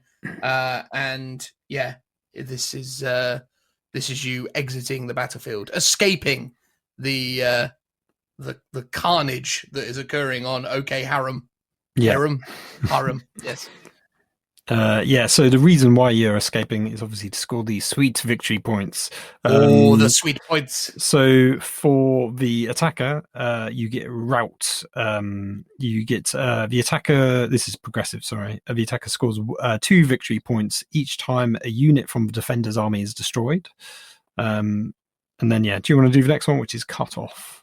I will do cut off. End game objective. At the end of the battle, the attacker scores 2 victory points for each unit from the defending army that is on the battlefield, but not within 6 of the defender's battlefield edge. So that's pretty useful. So essentially, if you bog them down and prevent them from getting off the table, then you also get rewarded with points. Yeah. And then you have escape, which is for the defenders. This is a progressive objective. Defender scores 4 victory points each time a unit from their army performs the escape action. So that is why you want to jump off the board, because you want to get your 4 victory points. And then the last one I'll let you do, which is fighting retreat. Yeah, which is much the same as escape, only this one is caveated around the notion that you are within 6 of the battlefield edge. So effectively, it's called fighting retreat. And at the end of the battle, the defender scores 4 victory points for each unit from their army that is within 6 of their battlefield edge, noting that they don't need to be wholly within 6 as well. So that is a specific distinction that differentiates it from the escape action. You need stuff to be chilling out within 6 of your battlefield edge, and you'll be rewarded for 4 points for each one of those that is alive, which is pretty massive. Yeah, it's nice that it's kind of completely asymmetrical. So the attacker's basically only getting 2 victory points for each unit it kills, but the defender gets 4 victory points for each unit it leaves the battlefield. But obviously they're at like a massive disadvantage in terms of getting across the board that can do that, which is why they basically say don't take stuff that can move more than 12 inches or has a move characteristic of 12, because that's totally unfair. I mean, potentially, I imagine there's some things that might be like jet bikes that maybe move 8 but could advance 20 or something mad, which would feel completely unfair. Well, you're thinking of old rules where the advance was longer than the move, but yeah, like you can move, say, a jet bike 22 inches. So yeah, it would take you 2 turns with a bunch of jet bikes to get out of there, but it's not really in the spirit of the endeavor, is it? It's not supposed to portray that time that the Elder army effortlessly got away. I mean, that's not really not really what the narrative here is it? Do you remember we did a campaign weekend? I think it was maybe various sizes, and this was very similar to one of those missions where I remember having to escape a bunch of my models off the battlefield edge. I was running past these Necrons going, I'm just ignoring them, I'm just running past them. And he was like trying to attack me, and I was like, no, don't have because the idea of that mission was different because you weren't running away from them, you had to run through them. Oh, that was it, yes, run through them, yeah. Which was a different twist on it, but no less entertaining. It was kind of almost had like a weird like American football vibe, or the old game of Bulldog, where you made it past the defenders, as it were. I sort of feel like you could potentially game this one unfairly, because obviously the stipulation that only the defender has units with move characteristic of that doesn't have move characteristic more than 12. Obviously, you want the attacker to be able to catch up to an extent, but what you don't want is that they can overtake them and just sort of sit along that defending board edge. Because obviously you can't do your action if you're within 6 inches of an enemy unit. So if you're taking, well, you can.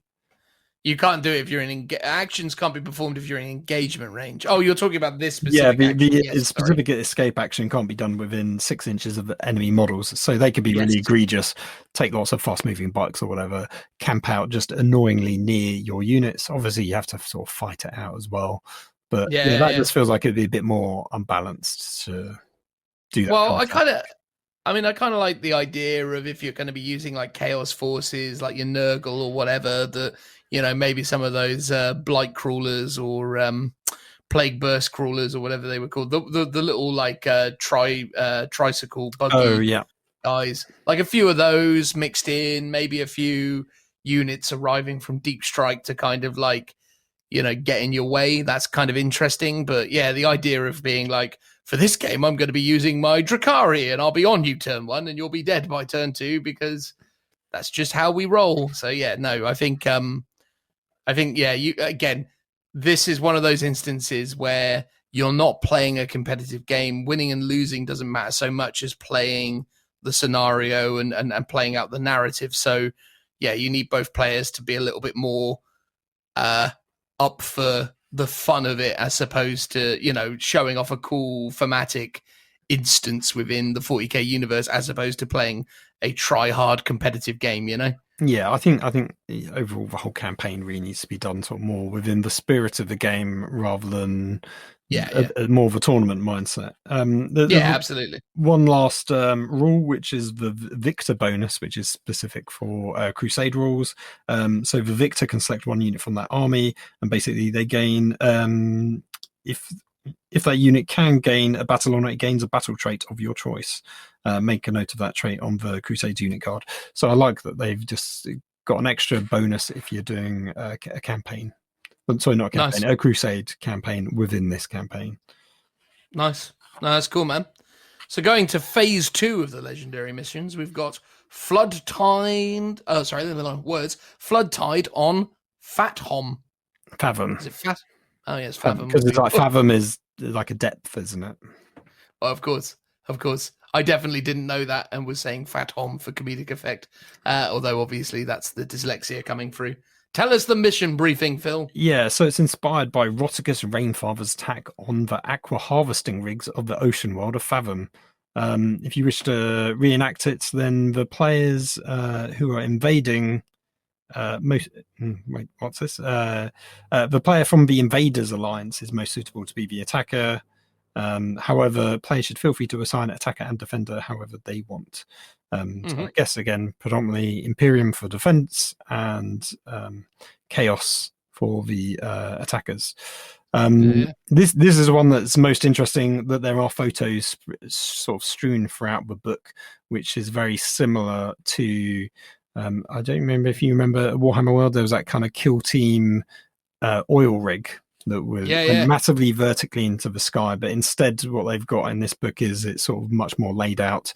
So you've got like an ocean tides on the floor, and then you've got all this Sector Mechanicum scenery basically being this aqua harvesting rig across this ocean world.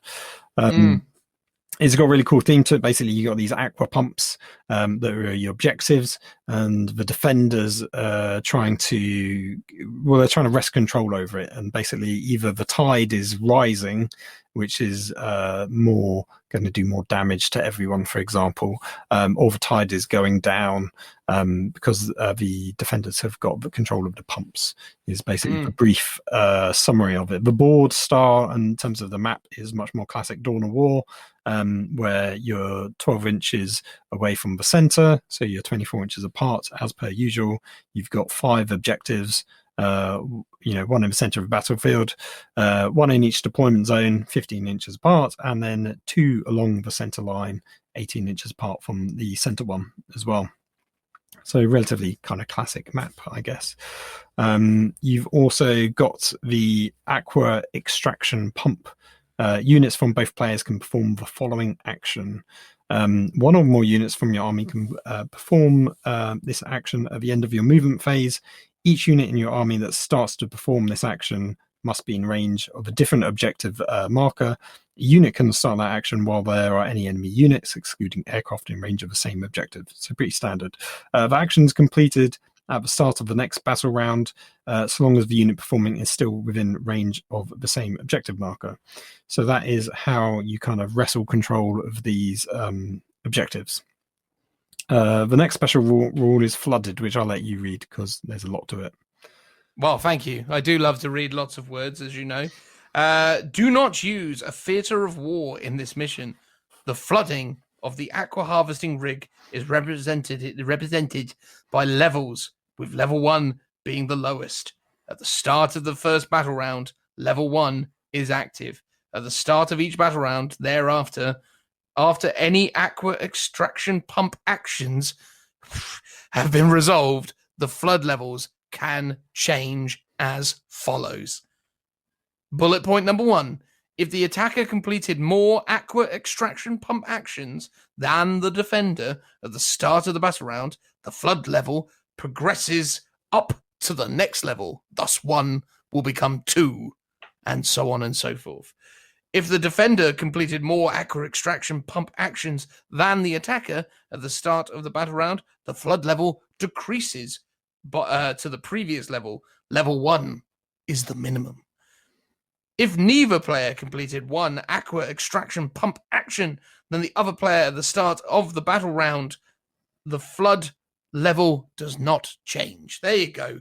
Crikey. Oh, there's even more. Sorry. Let me continue. Each flood level is cumulative, and the effect of each flood level lasts until the flood level decreases below that level. God, this is horrible to read. These effects are as follows, Phil. Level 1. Subtract 1 from the move characteristics of all models. Subtract 1 from all advances and charge rolls. Level 2. Subtract 1 from strength characteristics of all models. Level 3. Each time a ranged attack is made against a unit, add 1 to that attack's wound roll. Level 4. When the flood level progresses to this level, and at the start of each battle round, thereafter, each character unit suffers D3 mortal wounds. Each other unit suffers D6 mortal wounds. Crazy. Crikey. Yeah. We're all starting to get a little bit, wet around the ankles there. And then level 5, the range characteristics of all ranged weapons that models are equipped with are halved, assuming that the water is now so high that your ballistics are unable to travel unhindered through the murky, watery sewage or whatever it is that's going on the planet at that time. So yeah, a bit of a complex, faff of a thing, but and interesting. Also, none of these rules affect aircraft. It says as well, which is obviously sensible, because why would it? Why would a plane be concerned with this sort of stuff? And it is basically worth stating that each of these levels cumulates, right? So as you're going along, you're always using the effects of level 1, 2, 3, 4, and 5 if you get that far. Exactly. Yeah. So which is a lot of extra stuff to remember. It is. But I think it should be, you should know what level you're on. I think it's not. It's a lot of rules if you get there, but it is slowly. It's not like you've got all those rules to remember from turn 1.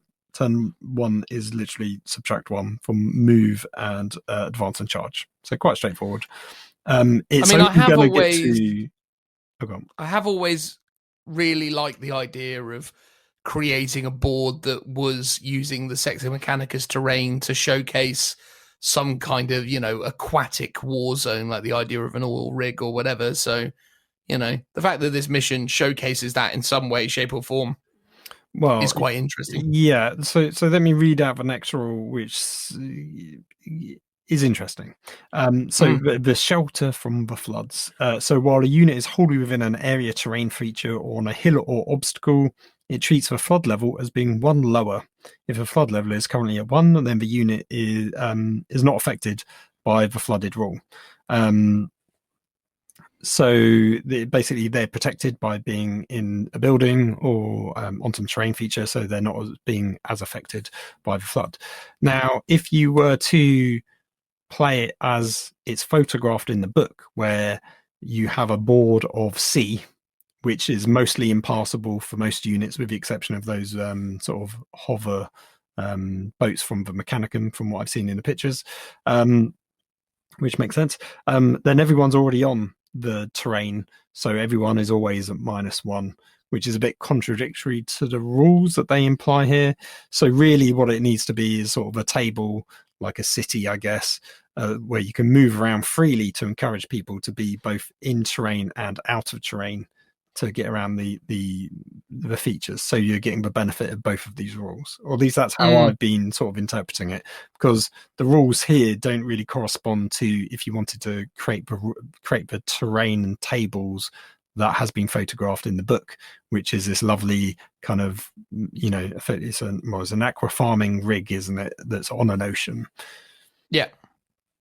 Yeah, it looks gorgeous. And again, I mean, yeah, you are right that obviously if you're going to have the ground level as the sea or a very large body of water, it doesn't make sense that the infantry would be on there. But I suppose you could apply that as a general rule, that as their infantry are up on all those terrain features, that it is still following the rules of this, and thus they are, one level lower. Yeah, because the thing is, for example, you could say, okay, so things like land speeders could go on the sea, which is your floor, because they can kind of fly or hover over it, but they would also then still be subjected to the rules. Or you could say, let's, for example, you do this oil rig platform style with Sector Mechanicum terrain. You've got one kind of ground floor, which you go, this is just the floor of the table. It gets affected. It's not classed as the terrain for the purposes of sheltering from the floods. But you could have another floor up, another gantry one higher, which you go, okay, this bit is the area terrain that when you're on, you are one level less from the flood rules. So that might be a good way of doing that distinction. Yeah, I think that's the most sensible way of approaching it, noting that when it comes to verticality on boards, you've always got to be really careful in terms of wargaming about how easy it is to lose track of things, or how difficult it is to play games on those surfaces. I'm always a big fan of those kind of, dioramas and feature sets when you look at these incredibly detailed and diverse board sets. But as soon as you come to play a game on them, it just turns into an absolute nightmare trying to get these things to navigate around these environments and so on and so forth. So, well, I guess especially if the terrain is, say, 5 or 6 inches high, because normally the height of these things is 5 inches, but now all of a sudden, by default of the rules, you're -1, so you're 5 inches. And a lot of, for example, Death Guard units, like the Terminators, are already at 5 inches, so therefore they're moving at 4 inches. So it's sort of really hamstringing the thematic army that's meant to be taking place on this battle. Yeah, no, of course. And with the thematic nature of this battle, sabotage the water rig, the attacker always has the first turn, which makes sense because obviously they rock up, they sabotage the water rig, and then, everything starts to get leery from there on in.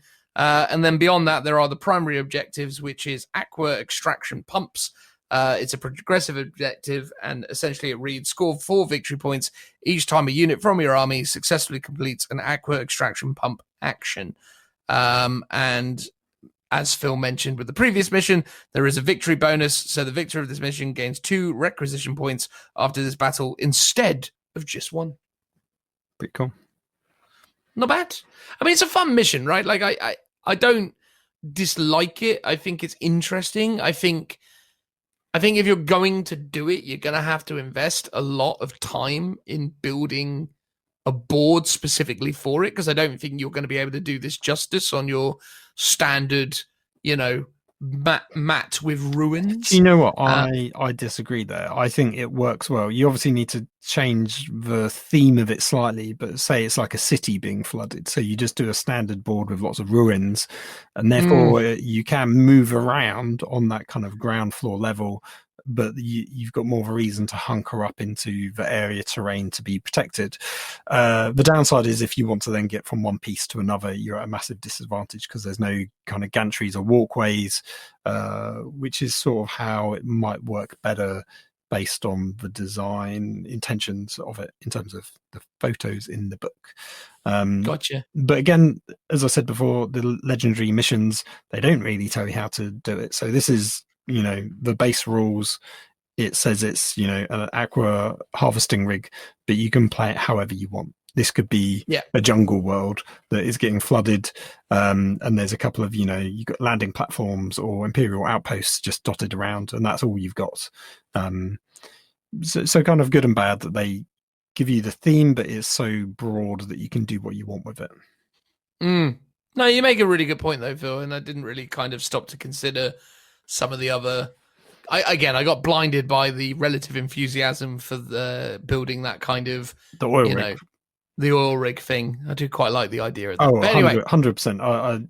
I really like the oil rig. The photographs in the book are fantastic for this mission. Although it's just dotted around in the book, look really good. I've never seen that board before. It's sort of a bit reminiscent of the stuff that you see at Warhammer World, but clearly it's been sort of created for this. And yeah, I think it's the most fun of the 3 missions. Well, maybe when next we visit, Phil, we'll see some kind of homage to it within the halls of the, exhibition space or whatever. Maybe they've got a new diorama for us to get excited about. Let's hope so. I do hope so. I mean, they've had a lot of time to prepare some stuff, right? I want the whole thing refreshed. It's what I demand. Unfortunately, I imagine most of them are working from home, so haven't been able to create these fantastic boards and table displays. But you never know. We might get a nice surprise. Unbelievable. Making excuses for them already, Phil. I don't know. I know. Anyway, please, let's talk about Phase 3's legendary mission. Yeah, so the last one is Desperation and Despair. It's inspired by the anarchy that ensues following the invaders completing their feculent ritual on Saint Bartholomews throne, page 33. So again, if you want to know what it's about, you've got to read a bunch of pages to work out what it is. The table is split into 6 sections, 6 squares, very reminiscent of Realm of Battle tiles, if you can imagine, with your 2x2 boards. Like a checkers board. Like a checkers board. So alternating squares. Or a chess board, I suppose, to make it more sophisticated. Yes, that's true. Alternating squares. Your alternating squares are for the defender's deployment zone and the attacker's deployment zone. So your army gets sort of scattered throughout the table, on both sides of the table. And so does the attacker and defender get sort of scattered around. As we can see on the map, although you can't see it, listeners at home. Unless, of course, you're reading along with your own book. Which would probably be quite helpful. We should have probably said that at the start. Maybe. It's too late now, Phil. We can't go back and do that. It's impossible. No, I know. You've got objective markers, so you place objective markers in this mission. Players alternate placing a total of 6 objective markers on the battlefield, one at a time, starting with the defender. If your mission does not have this step, set up these objective markers after you've created the battlefield, but before either side deploys. Interesting that it says it like that. Objective markers can be placed anywhere on the battlefield more than 6 inches away from battlefield edge and 12 inches from other objective markers. They cannot be set up on top of terrain features that have the unstable terrain trait. And then do you want to do the scattered forces rule? Why ever not, hey? So the following rules are in effect. Scattered forces. During deployment, units cannot be set up within engagement range of any enemy models. During deployment, units are set up on the battlefield. Units that are set up on the battlefield cannot be set up in a location other than their deployment zone, even if they have rules that would allow them to do otherwise. Units cannot move before the first turn begins, even if they have rules that would let them do so. So there you go. So you can't deploy outside of your deployment zones, nor can you do any pre-game moves. No. Then you've got the desperation rule. So unless a unit is within 6 inches of another friendly unit, each time a morale test is taken for that unit, halve its leadership characteristic for that test. So this suddenly makes leadership tests really important. Well, again, I think it does an interesting job of portraying the whole kind of breakout of obviously craziness that's going on, that's occurring here in this kind of riotous situation, that the constructs of leadership have broken down and it's just a mad fight for survival. So I do understand why they've included that, which is interesting to see.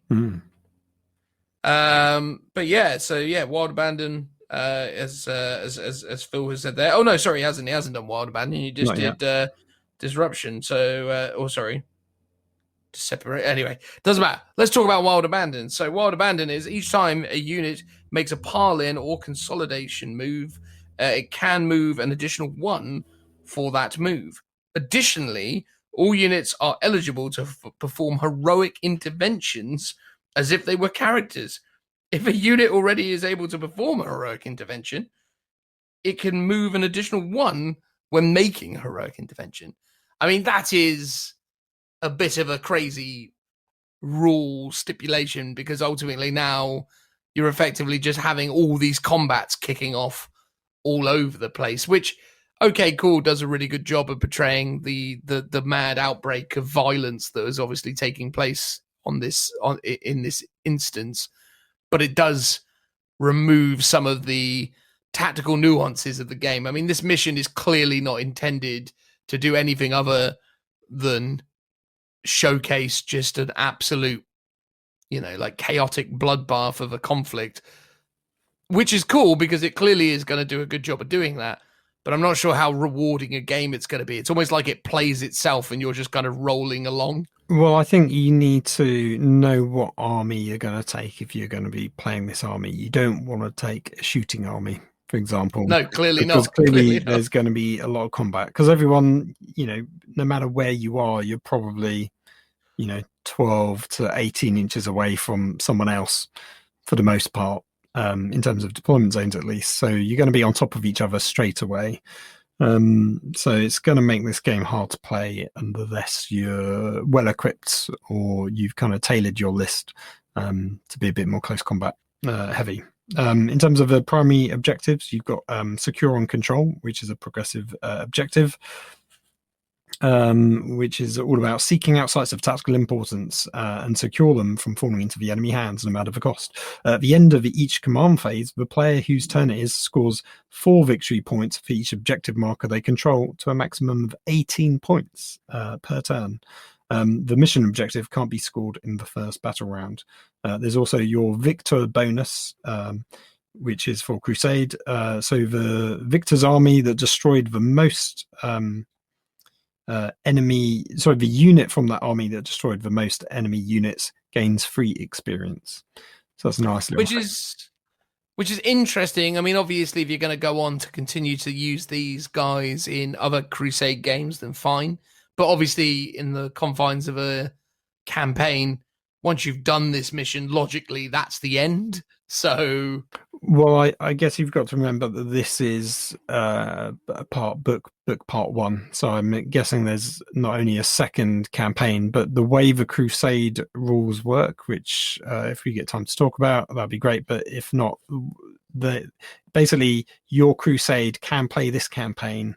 And then once it's done this campaign, it can then go on to another campaign. It gains some keywords, so it sort of unlocks the ability to gain certain relics and warlord traits and stuff like that for the duration of while it's doing this campaign, for example. But it can then still go off and do other campaigns afterwards. So by doing a Crusade force for this campaign, you're not locking in that Crusade force just to this campaign. You can start it off with this campaign, but then you can go off and just do generic Crusade missions with it, or go and do the Beyond the Veil book, for example, or do whatever you want. So with a Crusade force, it's always meant to have some life after this. Yeah, I understand that. Yeah, it's interesting, I suppose. I mean, it makes sense. Though I suppose it is giving people yet more weird advantages for, twisting their crusade forces and gaining additional advantages or whatever. But again, who cares? It's crusade, right? On that topic, should we talk about, well, before we get back to talking about the campaign master's edicts, what do you think of these missions overall? I mean, personally for me, I think they're really interesting. They're not obviously competitive or tactically deep game systems in so much as they're designed to portray specific kind of random instances that can occur in the theater of war in the 41st millennia. So I do understand that this is showcasing a very different style of warfare to what we will expect from our more traditional standard, more level playing field style games. But I do like these kind of systems. I think, the last of the three, the Riot type one, I'm less interested in playing because I think it's maybe a little too random.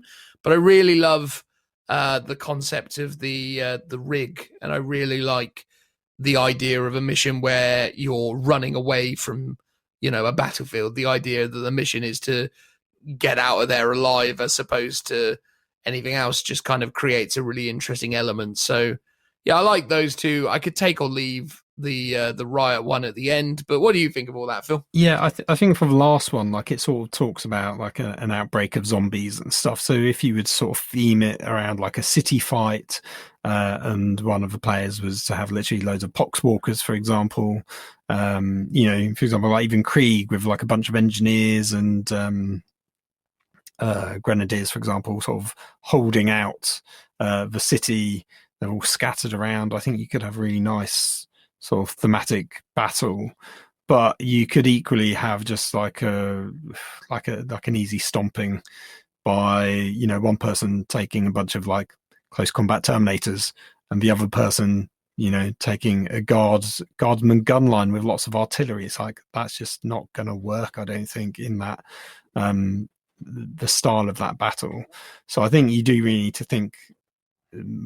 I think with all of them, you need to think very carefully about the type of armies you're going to take. You need to probably chat with your opponent, what they're taking, who your opponent is as well, and stuff like that.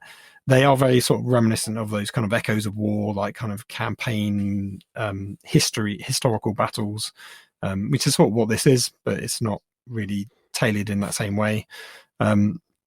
So yeah, I like the asymmetry of these missions. They're probably one you'll play once and you'll either love it or you'll hate it, maybe.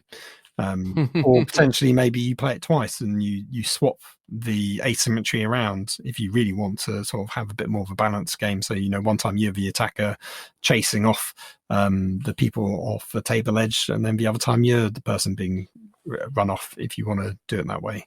That might be a bit less thematic, but that might be an interesting way of sort of solving those balancing differences to see who's got the better army or on that asymmetry spectrum. It's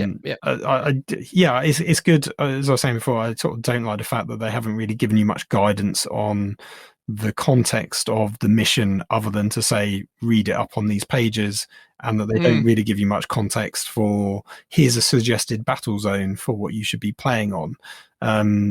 Like, you can allude from the one paragraph that they give you as to the sort of battle it might be, or maybe if you read up on the pages, maybe you'll go, okay, I get what this is meant to be. But I'd like it if they were a bit more explicit and say, these are the types of scenery we think you should use for this battle. Like, you should have one big thing in the center, or whatever it might be, which is sort of what they did with Vigilus. But as I said before, on Vigilus, I think they almost went too far in that other direction. They were being very prescriptive and saying, roll a dice and put this specific piece of terrain down on this quarter. It's like, I don't necessarily want that. I just want a bit of guidance. I can also be at liberty to completely ignore. I suppose that's the thing, though, isn't it? Because they're giving you a lot of creative freedom as a player and as a campaign organizer and so on and so forth. But yeah, it does require your opponents and obviously yourself to engage in a lot more kind of debate around the sorts of armies that would be appropriate for this kind of mission to really bring the flavor of it to life and how that all kind of works. So it's a very different endeavor to what you might be used to, which is me and Phil are going to play against one another, and the intent is for me to beat him, and vice versa for Phil. This is much more of a case of me and Phil want to get together and play out a bit of narrative. So, I'm going to go attacker, you're going defender. These are the sorts of units that you want to bring, and then I then will, counter with some other things that I want to bring along, and we will have a bit of a debate around, that feels a little bit one-sided, or that sounds about right. It's going to require a little bit more adulting, I suppose, in some respects, which is totally fine and totally reasonable. So yeah, there you go. Some missions. I think the only thing I would finally say on the missions is interesting that there's no kind of specific guidance on like numbers of turns and those kind of things. They've left out that kind of detail that we come to expect in other missions, but it's fair to assume that they're intended to be played across 5 turns, because that seems to be the standard now. Yeah, I would assume that. Yeah. But anyway, irrespective, it's interesting because the aspiration is that you can still incorporate like secondaries from other things and all sorts of stuff into it, right? It's not just the one mission. You can use like different systems which layer into it, correct? Yeah, so even on those legendary missions, you could still be using like if you're doing crusade rules, you get your agendas which will be playing on top of although with agendas they don't impact who wins the game. So if you were doing kind of a classic match play game with secondaries, you'd still be scoring your secondaries in addition to your standard victory points that the mission provides. Good times. All right, mate. Let's finish up with crusade rewards and secret orders, and put a exclamation point on this fabulous campaign overview. Yeah, so Crusader rewards are sort of a narrative device that the campaign master can help boost certain players. The requisition points is one of them.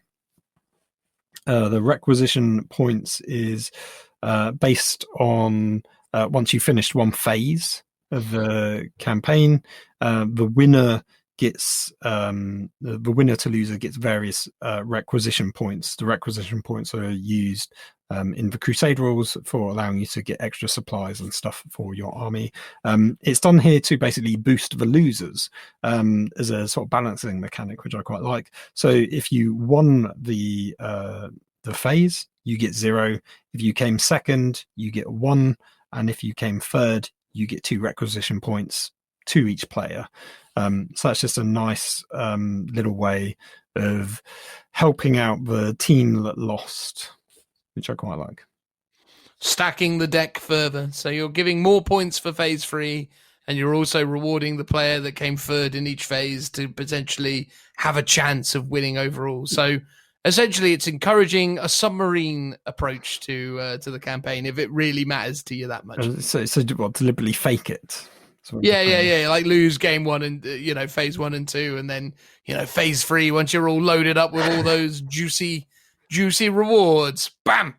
Well, that's true. Yeah. And then the other one is experience points, which basically the campaign master can award to each person on the battlefield. So it's done at his discretion, it says, and should be done in a consistent manner. And they go, here's some examples in how you can determine who gets these experience points. So here's some, and he says they can be, the book says they can be done as challenges as well. So you can say to everyone up front, if you do these things, you will get these experience points.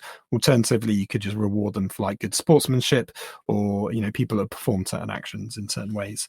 So for example, they say at the end of each campaign phase, each player from the winning alliance gains 5 experience points to distribute freely amongst their crusade forces. If a player defeats an enemy player who defeated them in a previous meeting in the campaign, after that game, the winning player can select 1 additional unit from their army to be marked for greatness, which is this particular type of reward. And then the last suggestion is at the end of a campaign phase, if a player lost all the games they played during that phase, they can roll 1d6. They gain that many experience points to distribute freely across their crusade force. So again, more submarining down.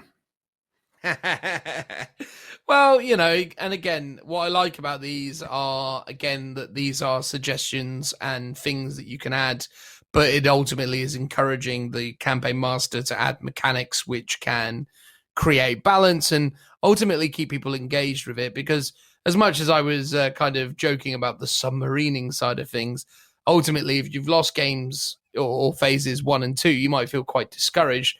But the fact that you've now unlocked some really cool new upgrades or been given access to additional experience, which is going to further assist you in future games, will potentially, you know, re-invoke some enthusiasm for the campaign and mean that if you're playing in a club or, you know, in a regular kind of gaming group, you will be incentivized to come back again next week and you know, potentially perform better, which is cool. So there you go. So the last of the mechanics within this mission pack is the secret orders. So this is another campaign master's edict. If the players are using missions that use secondary objectives or agendas, the campaign master can introduce secret orders. Ooh. These are hidden campaign objectives that players can attempt to achieve to gain more Warzone points for their alliance. The campaign master can assign these to players at their discretion. Or they can decide that at the start of each campaign phase, each player should roll a 1d6 and consult the table below to determine which secret order they have for the campaign phase. Either way, the campaign master should also have a record of each player's secret orders for the campaign phase. So essentially, you take a bunch of secondaries and you dish them out to the players, or they are supplied secretly. And if you achieve these, you gain extra points. Yeah, intriguing, right? You gain 2 war points for your alliance for each one that you've done. It sounds fantastic. I was like, oh, exciting. Should we delve into what those secret orders are? I mean, we don't need to read them all out because they're all a bit similar. So, for example, number 1 on the dice roll is Battlefield Supremacy. Win 1 or more battles in the current campaign phase in which you've earned victory points from a Battlefield Supremacy agenda or victory points from a Battlefield Supremacy secondary objective.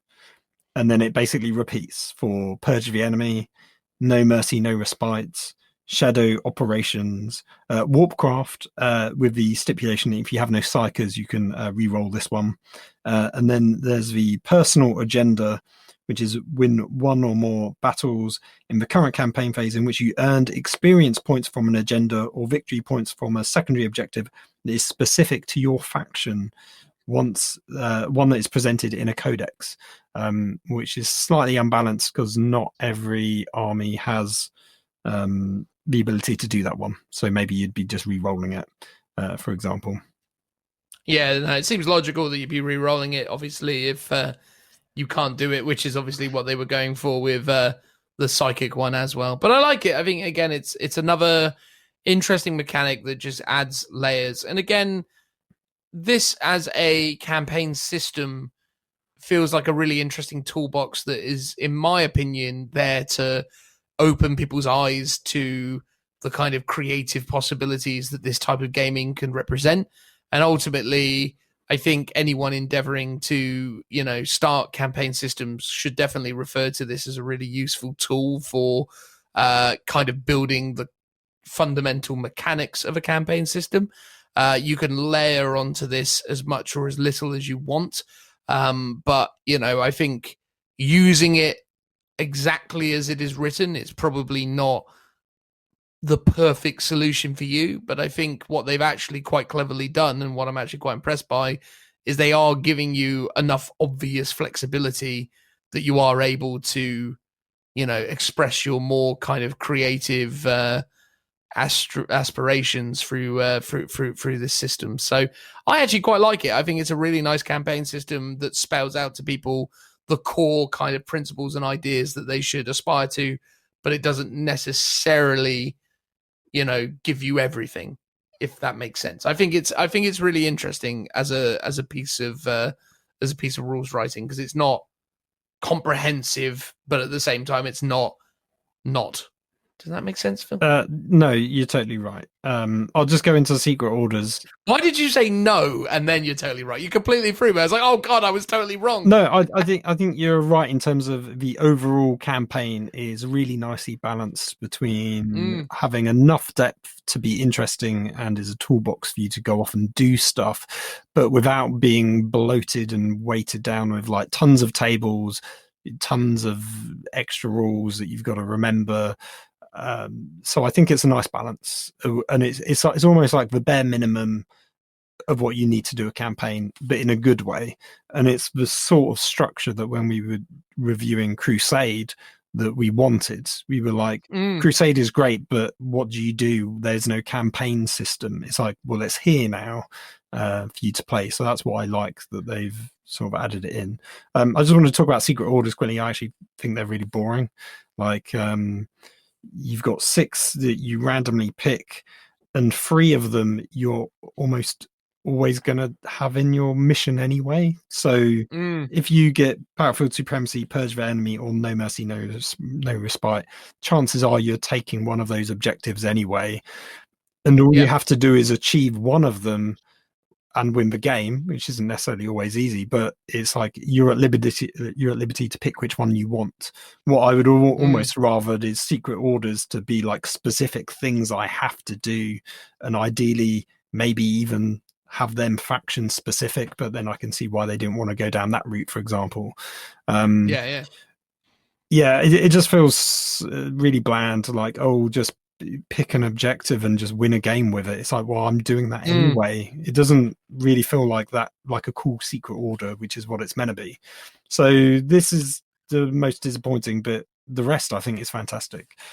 I can see why it's kind of generic to cater for everyone and every faction in a kind of samey kind of way. No, I totally agree, mate. I think you are right that is a relatively lackluster addition. But again, I think it sort of spells out more to the individual running the campaign. It gives them more just ideas that they can, expand upon. So I think for me, though I am unimpressed by that specifically, it at least kind of gives the creative idea that you can start to explore these things and do something more interesting. Yeah, I would rather that be told by my campaign master. It's like, okay, you've got to investigate sites, or you've got to perform a ritual, and it's like you've got to then tailor your army to try and do that mission. And I'd almost say give them that specific secondary that they have to do, but then maybe it doesn't matter whether they win or not in terms of the overall mission, but that they've completed that thing. So, for example, perform ritual is like you either do it or you don't, right? It's quite a hard one to do, but if you've done it, you pulled it off, cool. Doesn't matter if you won the mission. The fact is you've completed your secret order, which is all that really matters. And maybe they do something like that. Maybe it's like you've got to perform a ritual, or you've got to perform a secondary and either win, or you've got to get like max points in that particular secondary, but then you can lose as an extra option, or maybe something like that. Yeah, that makes sense. That does make sense. I think that's the thing, isn't it? I think the core to these campaign systems, really, obviously the beating heart of this system is always going to be that organizer, that dungeon master, if you will, that campaign master. And it's going to be on that individual to do a lot of heavy lifting to make this thing come to life. And obviously the community of players can contribute to that, but it's going to really come down to that campaign master to put in the work and to make the whole thing come to life and make it exciting. So a lot of pressure on that individual to make it fun and memorable, but at the same time, if you do find someone who is extraordinarily talented at doing that kind of thing, campaign gaming is one of the most entertaining ways to play. I've always said that, early on in my gaming career, I always used to just love going to campaign weekends ran by really passionate storytellers within the hobby who wanted to bring the world to life. And those are easily now still some of my most beloved memories of playing 40k, is when I was playing narrative games where things were kind of, really given weight and substance. So yeah, I can attest that when you playing games with a sense of purpose and meaning, that it's just fantastic. So yeah, I'd encourage people to try this stuff and to experiment with it, but I wouldn't just use it the way it's written. I'd definitely put a lot of your own flavor into it. Would be my hot take on that. Yeah, I think there's a few things that is lacking. Obviously, you've got the legendary missions, but there are no other missions at all, and it's sort of up to you to come up with them, either potentially just using the generic kind of crusade missions from the core rule book. The match play missions is another example. What I really want to get my hands on is the new kind of Death Guard crusade book that's coming out, because that is set in Warzone Charadon. So it'd be cool to see those missions and how they could tie in, because I think they're all going to be really thematically linked to this campaign book. So it'd be good to almost just take those missions and play them. Ideally, I guess, using Crusade, because we haven't even touched on the Crusade rules, of which there's quite plentiful, but I sort of feel like we've run out of time. But that adds like a whole extra layer and depth to it. So you get some very sort of thematically themed relics, battle traits. There's even, I think it's like virulence as well, which is like a special ability that Death Guard players get, and that actually expands outside of the crusade. Expands outside of this particular campaign, but it works for any Death Guard player wanting to do any crusade mission. So that's like a bonus one that works outside of this particular campaign. I think it'd be nice if at the very beginning there's like a really brief introduction for like every particular faction, sort of just setting the scene for that team. That'd be really handy. And likewise, when it's talking about particular war zones, giving you a bit more of a thematic guidance in terms of what these battle zones are meant to be like, what kind of terrain maybe we should be using for these ones. Because I don't mind a bit of guidance when they go, here's what we think you should use, but feel free to ignore those rules. It's not so ingrained in the rules that if you don't have a particular piece of terrain, you can't really play this on this map or this phase type. But I do like some guidance in that respect. And I guess once you've fully read the book, maybe you'll have that and it'll be quite obvious, but I think they need to boil it down for because probably the games master, yes, he's read the whole book. Everyone else either won't own the book or they'll just be caring about their particular bit of campaign. So just give people some nice, easy kind of synopsises and overviews that they can easily digest before they play their games. Yeah, totally agree, mate. Awesome. All right. Well, as you said, unfortunately, that's about all the time we have for this one. Maybe we'll get around to talking about the Crusade rules at a later date. But for now, guys, we're going to move on to the end of the show. Transitional noise. Woo! All right then, guys, that's it. The end of episode 80. For some reason, a more significant number than those that came before it. So said Phil. Right, Phil? I 100% think that's the case. It's very special. It's twice your age, Phil. Don't tell people that. Oh, okay. I thought we always were fairly open about that reality. Oh, yeah, no, it's totally fine. I don't mind being the old man of the group. Well, there you go. Do you think you'll make it to 80? I'm often curious about that myself. Not that if you will, but more if I will. I mean, maybe. But imagine 40 more years of Warhammer. That's pretty epic. There you go. There you go. We can, we can be the cool grandpas sat around playing 40k. Oh, it'll be a wonderful thing. 80 years old. All of our miniatures will obviously probably need to be painted by someone else or something. We'll have to do more commissions of things, and maybe we'll play with like long sticks and stuff to sort of move stuff around. But yeah, I think it'll be a good time. Yeah, for sure. That's the thing, man. That'll be a winner. But there you go. I don't personally imagine I'll make it that far, though, Phil. I've got to be honest with you. The idea of continuing to exist for another 50 odd years, it just doesn't sit right with me. Have you got a limit on when you'll send yourself to the glue factory? Like 10 Yeah, that's years? the thing. 10 years? I'd like a sort of Logan's Run deal. If I'm honest with you, like I'd be totally cool with like 50 and that's it kind of scenario. I think in Logan's Run it's 30, so you're already be a goner. Well, there you go. There you go. And I only got into doing this podcast when I was in my early 30s. So there you go. Imagine all this great content that people would have been robbed of had it been that we lived in Logan's Run. I know, a real shame. A real shame, absolutely. I'm sure everyone's weeping at the fort.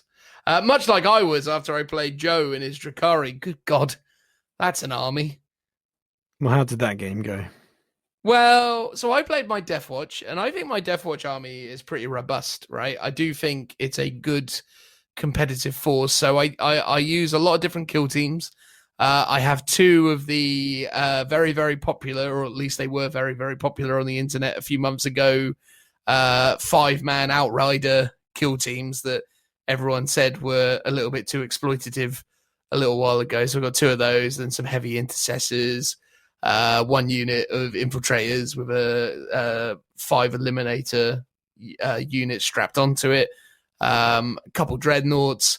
You know, it's a solid list under most circumstances. But a couple of things I observed. One, Drakari are crazy numerous now. Like, you get so much Drakari for your points. Like, it is maddening the amount of Drakari that you get for 2,000 points. Secondly, their ability to advance and charge is beyond advantageous when you consider the board size and the recommended quantities of terrain that people insist that you use now.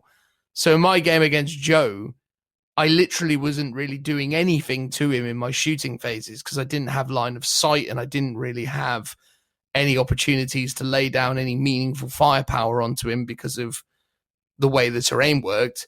So a lot of my forces' main power set is in the shooting phase. That didn't really come into effect. But Joe's skill set, the combat phase, was always happening the way he wanted it to because he literally just went, boom, come out of a raider. Now I'm in combat. Now, because of all of these crazy Drakari rules, you can't do anything. And yeah, you just get, shredded by it. It's terrifying. It's a terrifying army, is all I can say about it. So yeah, I don't know. I have no idea what you would do against it, Phil. I think a heavy tank list would be interesting, but like, I don't know. What do you think? Well, I don't think I've ever won a game against Drakari. Like, no matter what the edition of the game is, basically from 6 onwards. Yeah, it's never happened. So I don't think it will happen now. I think it's sort of almost like a fundamental mismatch in terms of the way they play versus the fire output that a guard army has. Because most of their stuff, like all their vehicles, or at least it could do in the previous edition, be like -1 to hit, for example, which massively cripples that damage output that guard can put onto it. But a lot of their stuff is all things like Dark Lances, which are like -4, so you don't get a save at all against it, and it's all like D6 damage, or I think D3 plus 3, yeah. So it's just going to shred through your tanks quite easily. And they've just got the mobility to get on the objectives, which is one thing that guards sort of struggle with to a lot of extent, unless you're doing particular builds or just running lots of bodies with orders, for example. But then they've got the better close combat output potential. So it's like, it's huge. They can almost like outshoot you, outmaneuver you, and sort of out hit you in close combat. So it always feels like a real uphill struggle against them. But let's see what the community said today. Let's do those, and then let's wrap this up. Yeah, for sure. Yeah, a good couple of comments on the old Instagram, starting off with Folkstorm. The classic. Oh, we do like him.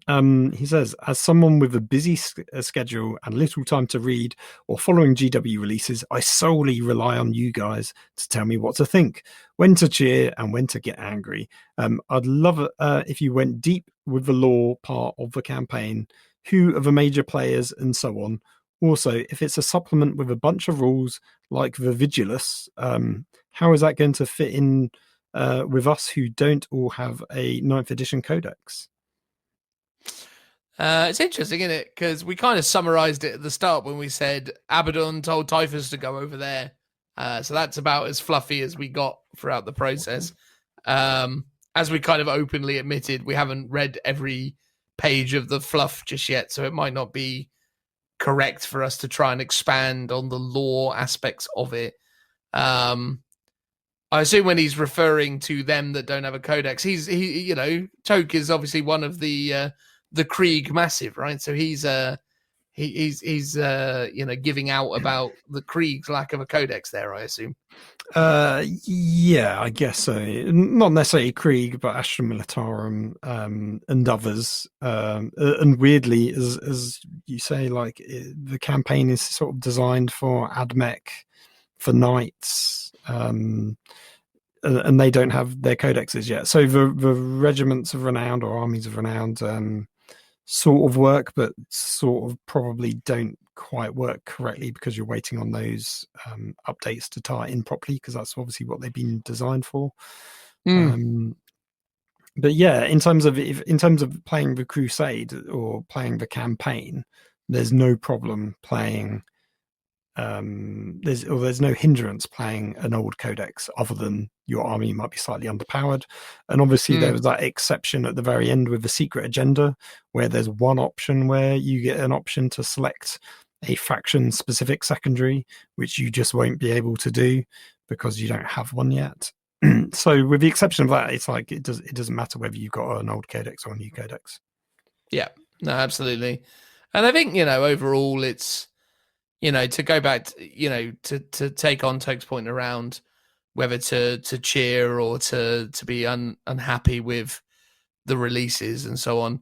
Overall, I would say that this book is a win. I think it is good, but it's overpriced, right? Like that's the key point I come back to. If it was 25 quid, if it was a tenner less, it would have been an absolute winner. But for 35, it's you have to really want the contents to want to buy it. I think if I didn't do this show, I wouldn't have bought it.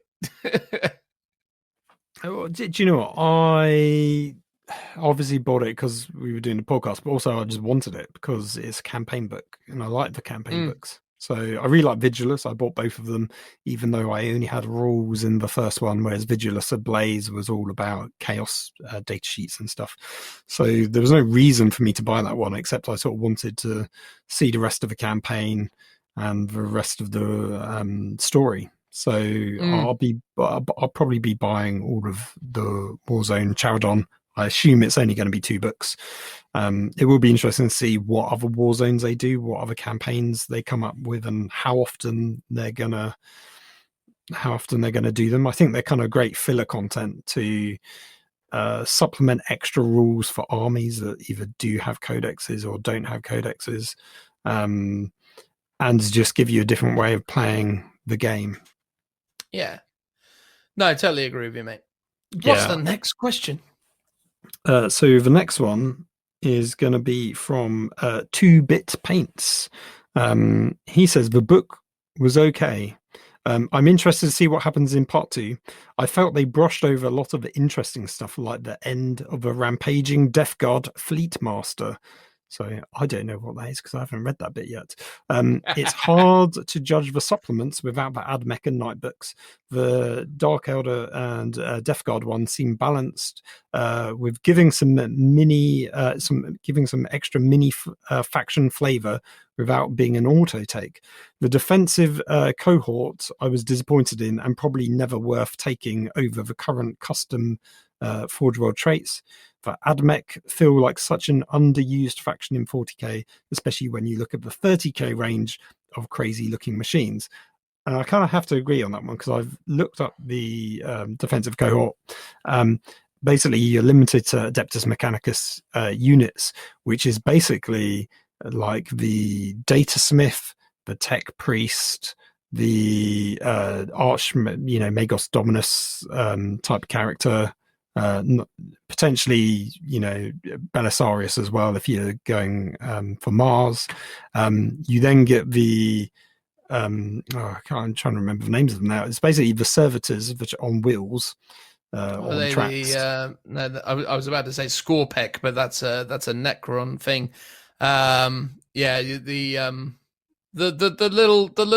little trucks. Yeah, hold on. Let me quickly look them up so we know what we're talking about.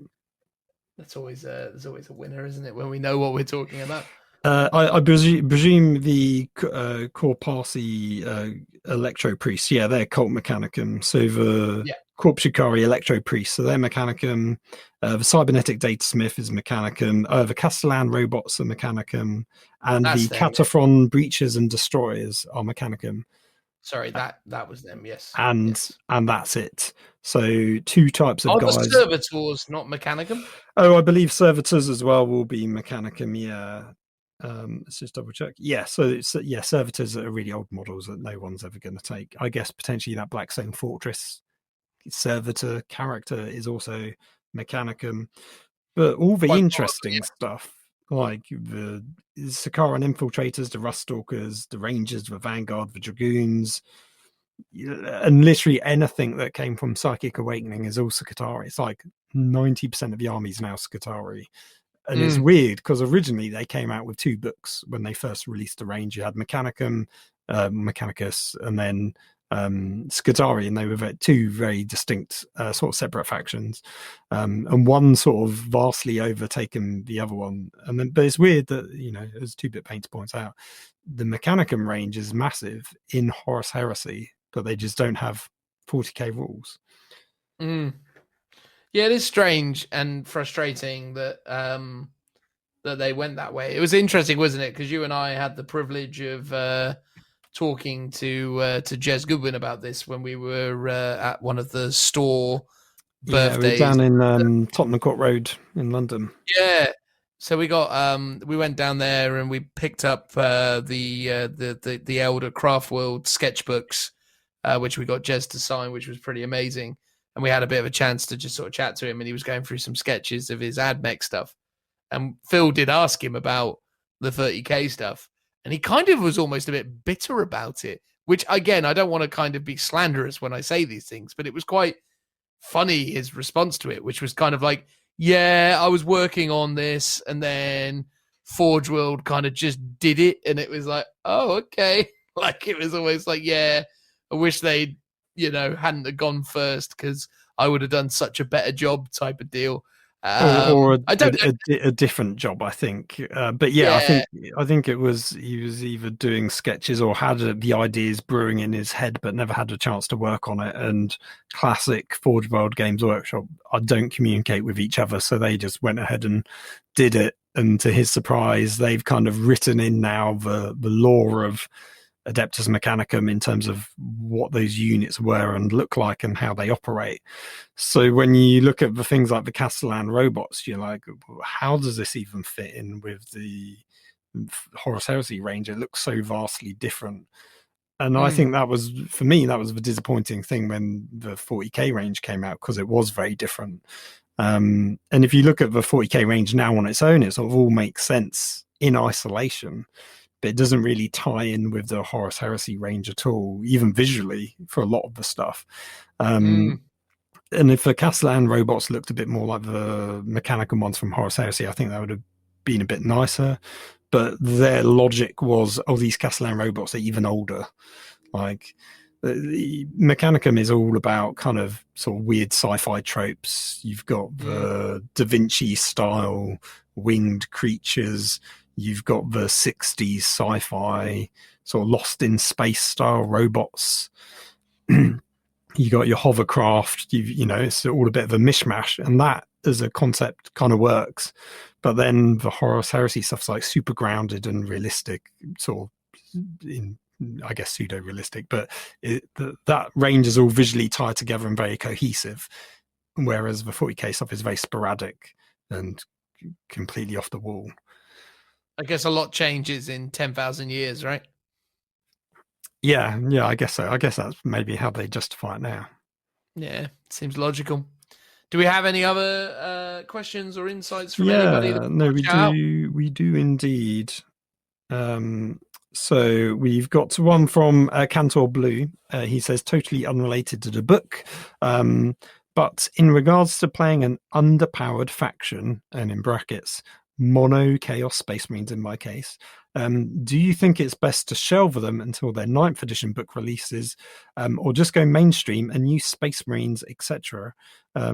Or would you stick it out as a purist and try to squeeze everything you can out of them and then laugh maniacally when they finally get their release? He says, I'm looking at you, Krieg and Aeldari. So it's quite a pertinent question to both of us. Well, yeah, I mean, as I've already... old Folkstorm does chip in and say you should stick to your guns, learn to play your army when it sucks, so you'll rule the sweaty gaming club when they are on top. I mean, it's weird, right? Because I play a lot of different armies and I own a lot of different armies. And as is evident by what we talked about with my game against Joe, I have a Death Watch army that I'm playing at the moment, but I also have a Tau army that I'm working on at the moment. I have an AdMech army, which I'm sure I'm gonna, start to look at again when this AdMech book drops later in April. I've got a Sisters collection that I need to really get rid of because I'm never going to use it. I've got Blood Angels, Imperial Knights, all sorts of things, right? So I feel like, as much as I kind of still claim to be a kind of Craftworld Aeldari purist, I think it's fair to state that I've kind of abandoned that kind of mono faction specialism. Aeldari are my favorite and they are my probably best in terms of how I perform with them. But yeah, I kind of muck around with all sorts of different lists and armies all the time. As for you specifically, with your Chaos Space Marines, your Iron Warriors, and all the things that you're working with there, I mean, obviously, if you're still having fun with it, keep going. But it is broadly difficult to play Chaos at the moment. Although, I will say this for the Chaos Space Marine faction, their demon engines and their vehicles in the general sense are definitely worth reconsidering. I think there's a lot of power that you can unlock in their demon engines, their Forge Fiends, their Mauler Fiends, their Hell Turkeys, as we lovingly call them, but the Hell Drake as they are actually known, the Dreadnoughts. I think that's really where the Chaos Space Marine list kind of comes together, because obviously vehicles no longer suffer the negative penalties for moving and shooting, but also these vehicles are no slouch in kind of combat situations. So I think the Chaos Space Marines do have potential in the form of their range of vehicles, and also in their kind of interesting Lords and Demon Prince builds and all that other stuff. But yeah, if you're going to do Chaos Space Marines, you're going to go mono Chaos Space Marines, I'd definitely start really looking into those demon engines and into those vehicles, because I do think that's where the strength of the army lies. But yeah, Phil, what's your vibe on all this? Well, as someone who has a Krieg army and is awaiting a new codex, I've done sort of the opposite. I've jumped ship onto Space Marines to work on my Minotaurs for the last year or so, while still dabbling in my Krieg. I find, and I think this is maybe unique to me, or at least other Krieg players, it's like the current rules for them are just a bit underwhelming, and I really hate the regiment trait where once your unit dies on a 4+, you can shoot again, but because my theme of my Krieg army was always an assault list, which was tank heavy, I'm shooting on my lowest bracket. But if I was to have done a siege list and invested in loads of artillery, I would be shooting at full ballistic skill because they don't degrade. And it's like, clearly that's what that rule was intended for, but it penalizes people like me that went for tanks. So it sort of makes me feel very uninterested in playing with Krieg when comboed with the fact that their codex is pretty outdated and it's such an uphill struggle. So I'm like, I've got this other army, let's just focus on them for now, because I can at least get some games in and have a sensibly balanced game and it not be as much of an uphill struggle. And I'm really loving the theme of the army. I've really gotten into it. I've really enjoyed converting stuff up, and I think do what you love. So if you're still having fun enjoying painting and collecting and converting up your chaos army, then I would go for that. You don't necessarily need to be gaming. If you can, then great. If you've got other armies that you'd rather be working on, do that, because I think as soon as a guard codex drops, not to say I'm going to ditch my Minotaur army, but I'm definitely going to be invested in playing my Krieg again. So why suffer for like 6 months or a year really struggling playing an army to then play them again in their better version? It's like I'd rather just park them, play something else, sort of, have a palate cleanser, so to speak, by playing a different army, and then go back to that army once it does have those new rules. Obviously the armies do play slightly differently between 8th and 9th, but it's it's going to be a learning curve either way, so because of the new codex. So it's like, why learn it twice when you can learn it once the new codex comes out?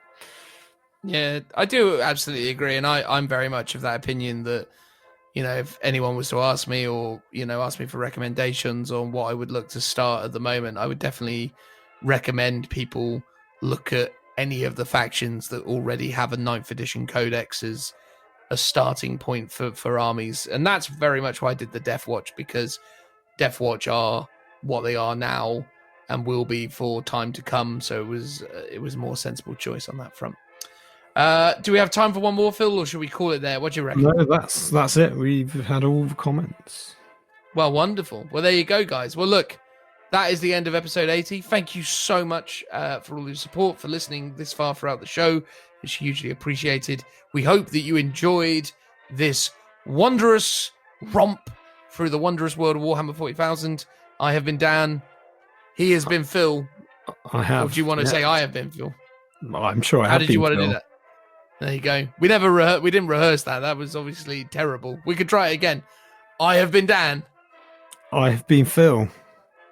And that has been the Lookout Sir Warhammer 40,000 podcast. Thanks, guys. Goodbye. Goodbye.